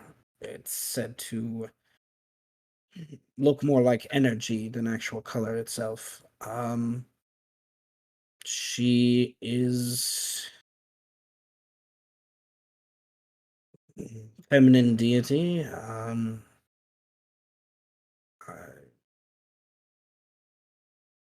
She was human, as many believe, but That's the human tales of her. She was a powerful wizard, I imagine. But used her magic to promote art and creation rather than destruction. Hmm. Cool. Okay, thanks. And I will send her a message. There's a 5% chance it doesn't go off, but it's fine. What do you say to Mistra? Let me get her full title here for full effect. Goddess of Magic, the Lady of Mysteries, the one true spell. What do you say to it? Would you be interested? Wait, I gotta count this out. Would you be interested in keeping the god of death from obtaining a soul and helping us stop Drow from activating an ancient artifact? Hi.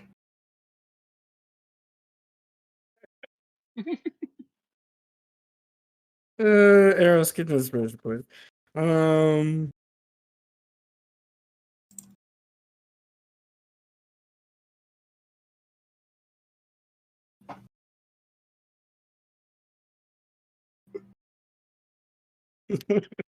Things I did not plan for, at all, in any way, shape, or form. Didn't like? How could I have planned that you're gonna contact Mistra? Like fucking Jesus. I love D&D.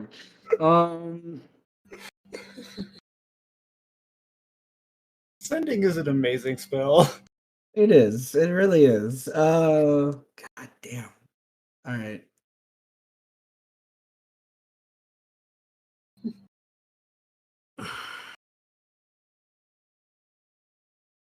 You need to roll me a wisdom save. Fair enough.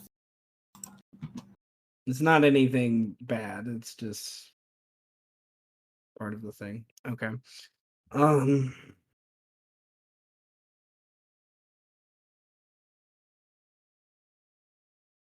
And I need I don't know if this requires you to do a save. uh Contacting gods at level 8. um 10 minutes go by. And 10 minutes later, you hear Eros. It is unexpected. How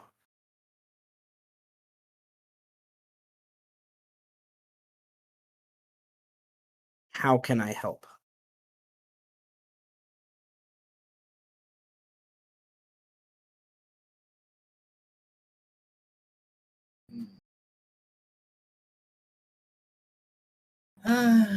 Here's the unfortunate part. I don't have another spell slot for sending. Unless Birdman, open that briefcase. I open the briefcase. If I'm correct, and I pull out the spell book, I should be able to at least read sending. I know how that works, so if I find it in the spell book, maybe I could possibly sacrifice some other magic of mine to use it. Maybe. I don't know. Roll an Arcana check. I will use my inspiration. 17.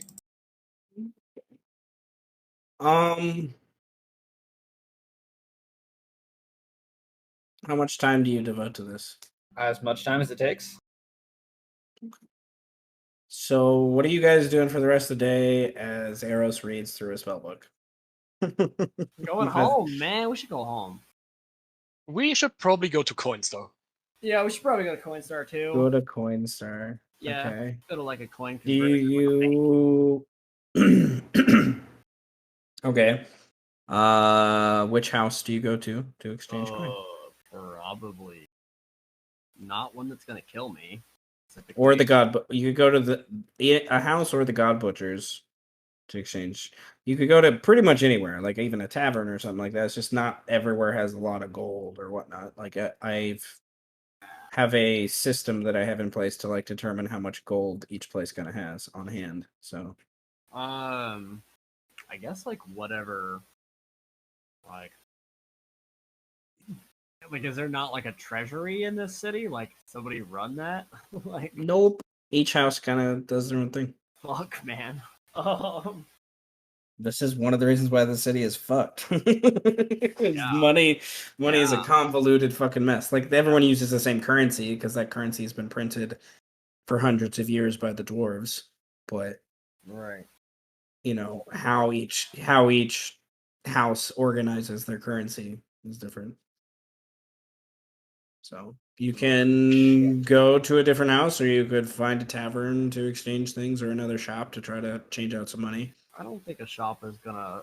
I don't think a shop or like a tavern is gonna appreciate me giving them 1,900, like 3,500 copper, and be like, "Yo, can you fix this?" Like, can you fix this? yeah, I don't think they're gonna like that. So we'll go to man. Who's the most annoying house that Birdman would definitely go to exchange money? 13th house. Is it a 13th house? I wouldn't want to go to the 13th house for him to exchange my money. Rip you off. Yeah, that dude's terrible. Fuck that. I'd each take house I would is take different. the biggest fucking nerd possible, which would be usually that would have been Altapar, but he's hanging from the ceiling. So probably like the 11th house. What am I taking to Phineas? Will Phineas take my money? Phineas is the 9th house. The sorcerer house. Yes, will Phineas take my money? Copper. Do something with it.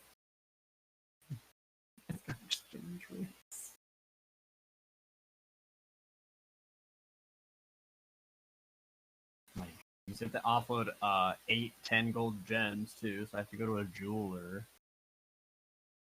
You can probably exchange the copper at a jeweler too. Oh well, then we go to a jeweler and exchange the copper at a jeweler. Because Phineas is like you hired him to do a job, so I think it'd be kind of weird for you to like exchange coin with him. But you also know the 11th house, Orcafor and whatnot. They have a big magic shop, so they have lots of. Ooh. They probably have a good amount of coin on hand. Oh, I should go there too. I need to talk to him about removing a curse. But the jeweler can exchange coinage. I'm gonna roll a D37. Oh, not the cursed D37. No. Okay. And not the fated D37. You can't even roll 38. Fuck 38. God damn 38 getting in the way of shit. Fuck 38. Nonetheless. Yes, the D37 again. Cursed D37. The one that Seth uses for. Okay, so you're trying to find a gemmer. Yeah. Okay. Roll me an investigation or a persuasion, and you get your bonus because this is 100% about knowing the city and like knowing where the. Well, I'm not proficient in either of those, so I will not. Well, there you go. 10. Well, if I do come along, I can get help with that. You said persuasion or investigation? Yes. My investigation. So.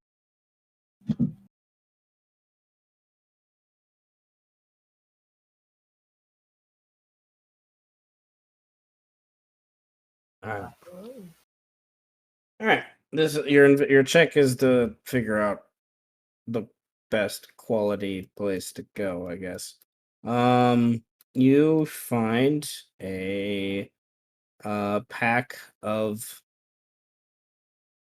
hmm, hmm, a pack of wiener dog looking Sinis that have a small but relatively well funded, you can see by its decor and items from inside, gem shop.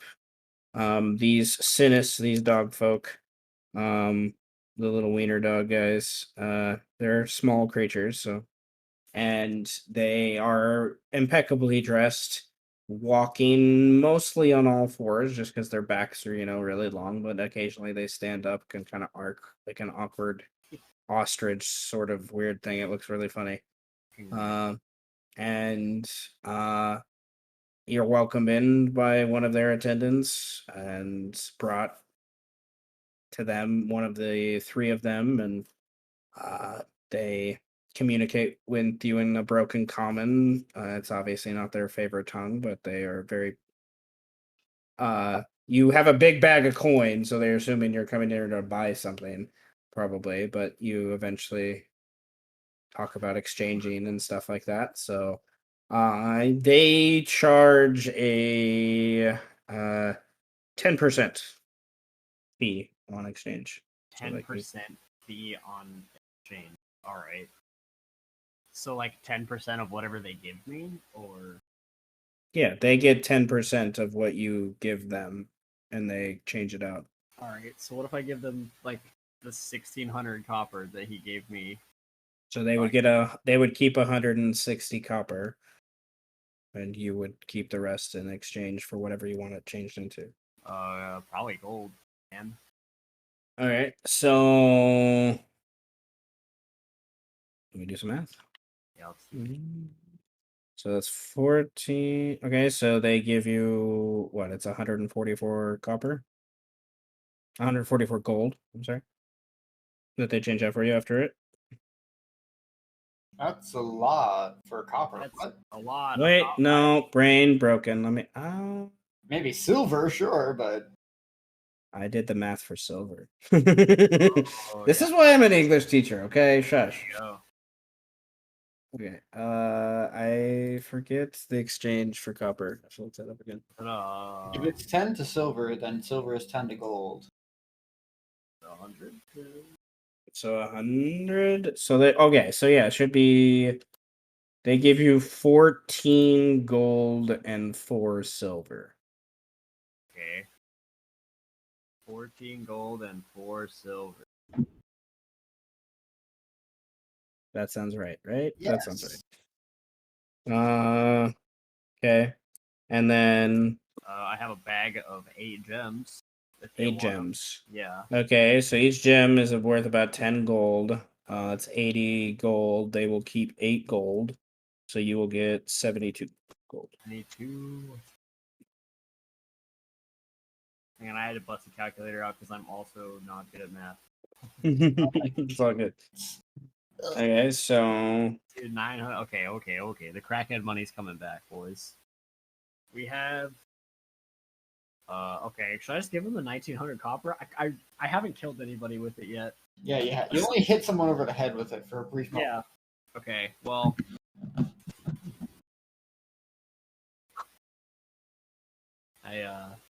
Yeah, I'm gonna keep my 1,900 copper. I'm gonna kill somebody with this bag of copper one day.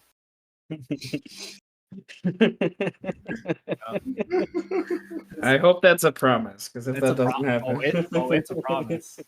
It's gonna be my only means of fighting somebody. I'm gonna be like, I have this bag of 1,900 copper. That's gotta be worth way something. Okay. Yeah. Hell yeah. And then I don't know what else we're gonna do. Go home, I guess, and check on all the rest of my To play solitaire. I mean, Go home to play solitaire. Well, we could probably end the session here. I mean- More or less, as you guys spend the day reading through spell books and selling stuff. That would take you it would take you a couple hours just to count all that Just out. to And count stuff. it out. Oh my god! Can you imagine counting out 1,600 copper? Oh my Like it would God. take a while, like to count it out, walk over there, watch him count it out again, and then do the math to like figure out how. Like it would take him a minute. You know, you guys, this is a couple hours of your day just settling that up, Oh my and then we can just say that's we can kind of just say that's the end of the 18th day of light, which is the death of Altapar, quote unquote. I think it's going to be like that's what Pio kind of says, until otherwise that Well, yeah, we could forge him a death certificate for you sure. know, and they go. I think Pio's gonna totally do the thing while he'll do like a grandiose funeral for him and make him feel, make the city feel like he doesn't know anything about his betrayal and all that stuff. And, like use that to his advantage. There's the question of if we say the day end. Well, you can do if you want other stuff, you can do. I'm just saying it's getting kind of late for greed. Is all I'm saying. Yeah. It's not midnight yet. Oh, Time changed too. Time, your time has changed. Oh yeah. Also, I'm not sleeping tonight, so fuck it. Well, I mean, Well, I was going to ask, like, basically, by the end of the night, would I be able to know if I could, without having my spell slot, if I could somehow find a sending spell in his book, in Altapar's book, and then somehow use that. I mean, it might require a bigger sacrifice spell slot, but well, what you're getting the impression of is from his book, I will say, is he doesn't know the sending spell, but you're getting the impression you might be able to do some arcane finagling to maybe sacrifice one of his equivalent 3rd level spells as an equivalent exchange sort of thing. Because when you do a spell scroll, it like destroys a spell scroll when you use it. So you're wondering if you could maybe manipulate that in a way. Because sending is a divine spell. yes, it is divination. Well, Yeah, actually, he's not. Sending is evocation. Okay. He was an evoker, so there are runes and stuff in there that would assist with that, but he did not know that spell in particular. He knows a shit ton of other spells. Okay. I will post the spells that he knows. So Oh my god. So we give the spell book to Cotton and convince it to multiclass?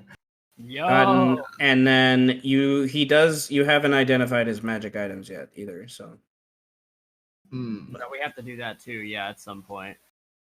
you're gonna probably have to pay someone to do it. Otherwise you guys can just say you would try to attune to each of them. I have to go to Orca anyway, so fuck it. Why not? We'll do that tomorrow. Sell him this shit too. Like, we don't need it. Yeah, hell yeah. Why not just fucking? You know for a fact at least the staff is worth a good chunk of gold. Yeah. Well, that's if Seth doesn't want to keep it. We can. And then we go to Altapar's house and I imagine Setch is gonna want the staff. Yeah, I imagine. It's a really good staff. And then the cloak, I'd be surprised if one of you don't want to keep the cloak, honestly. what is the cloak? We'll have to go identify. You're gonna identify. If someone wants to do detect magic, we could say Setch does detect. Does Setch have detect magic? That's a question. I don't.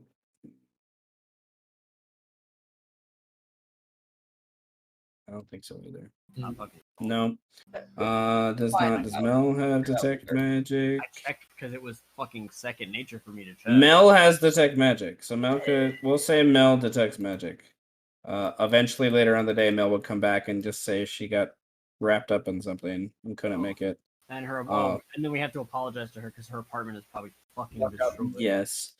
She won't be able to identify them, but she'll be able to tell you like School of Magic and stuff like that. So the cloak is abjuration. Ooh. The staff is charged with conjuration and abjuration Ooh. and transmutation. Nice. Those three kinds of spells are in it, and then the wand is quite clearly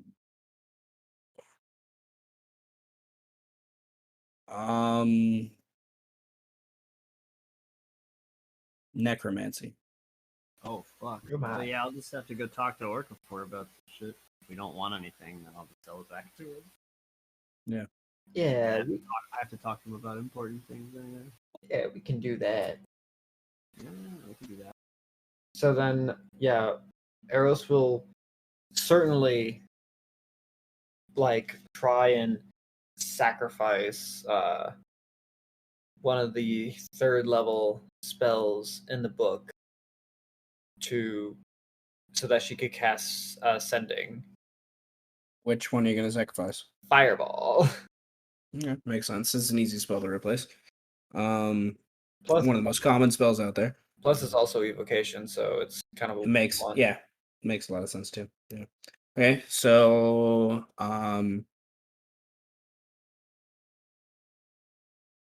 do you want to end with that sending, or do you want to wait till Yeah. next week? I want to Okay. let's cliff this bitch. Okay. So imagine they're all back home, finally resting in their own place, and Eros will be at the table, standing over the arcane book, and she will begin twisting her hand as the magic from the book starts reaching up towards her hand in a circular motion before she makes it this orb, this white orb that she collapses between her hands, and then with it casts sending to Mistra. I need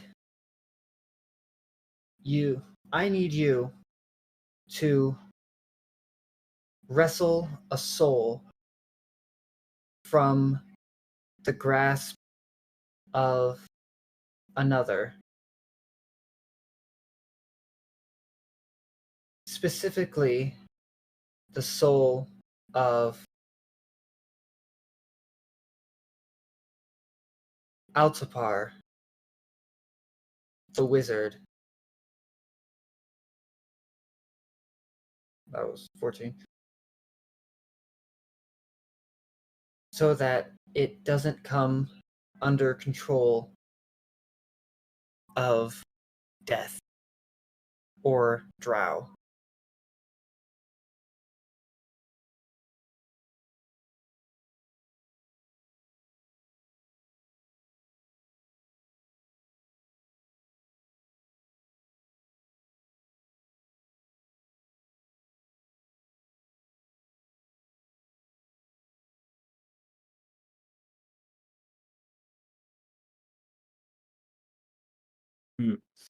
Not yet again, not expecting this. Lots of things to think about there. Mistra. Well, she would say, I think, I find it hard to trust, but I will assist.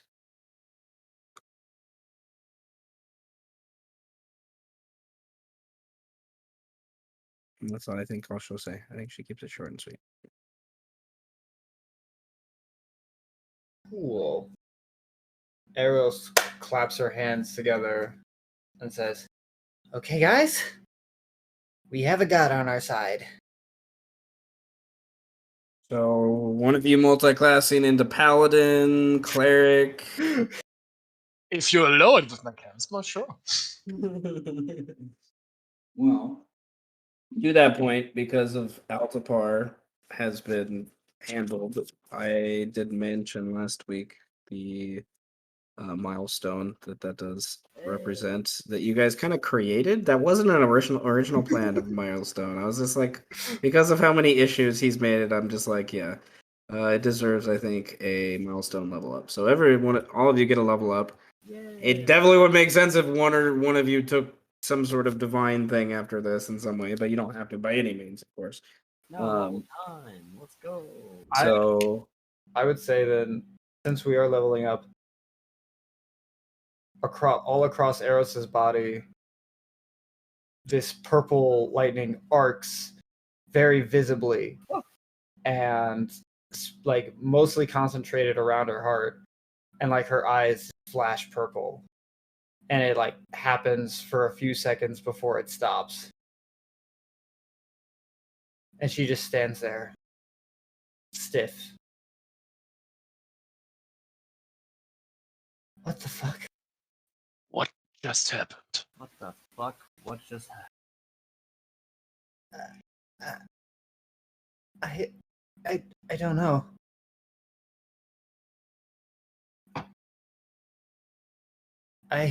And as she holds up her hand, another surge happens, and a purple dart shaped object appears floating above her, with that same arc going off around her hand as her eyes flash again before it dissipates. That's weird. Are you feeling all right? I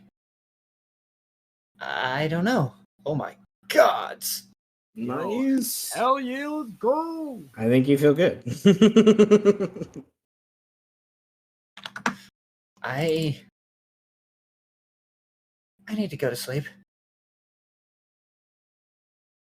Probably a good idea. Dad, I missed you. Oh, I walk into my room and there's no bed. Fuck. Oh yeah, you don't have your coffin anymore. I'm like, fuck! It's like, You got a gold, you could go buy a bed. gotta go buy a bed. He goes buy the coffin. He goes steals a coffin. I could go steal my coffin. If you don't steal the coffin, I might be disappointed. Well, Yeah. All right. Well, you guys, other than level up, you guys got a decent amount of XP as well. With stuff, kind of inspiration that's left over that I gave you guys. And anyone have leftover inspiration themselves? I, for the first time, do not. I as well do not. I have 3. Whoa! Nice. All right. Any recommendations? I will recommend the bird for that critical shot. Whoa! Yes. To strike for, like, actually physically IRL crying. At the very beginning of the session, like, no chill, IRL crying. I'm giving mine 2 arrows for having a god on our side now. Yo, what the hell? She got a god on our side. What the? Man, this episode just had everything, didn't it? No, that's the third part of the name of this episode. Cleared our names, sniffed some ass, found God. Found Telling God. Oh my I'm gonna post that, and I hope That was the Jenny. most I cracking hope shit ever. I hope the other 3 are confused. I love Woke it. up. That's fucking great. Sniff some ass, found God. It's Some of those crackhead shit, like, oh,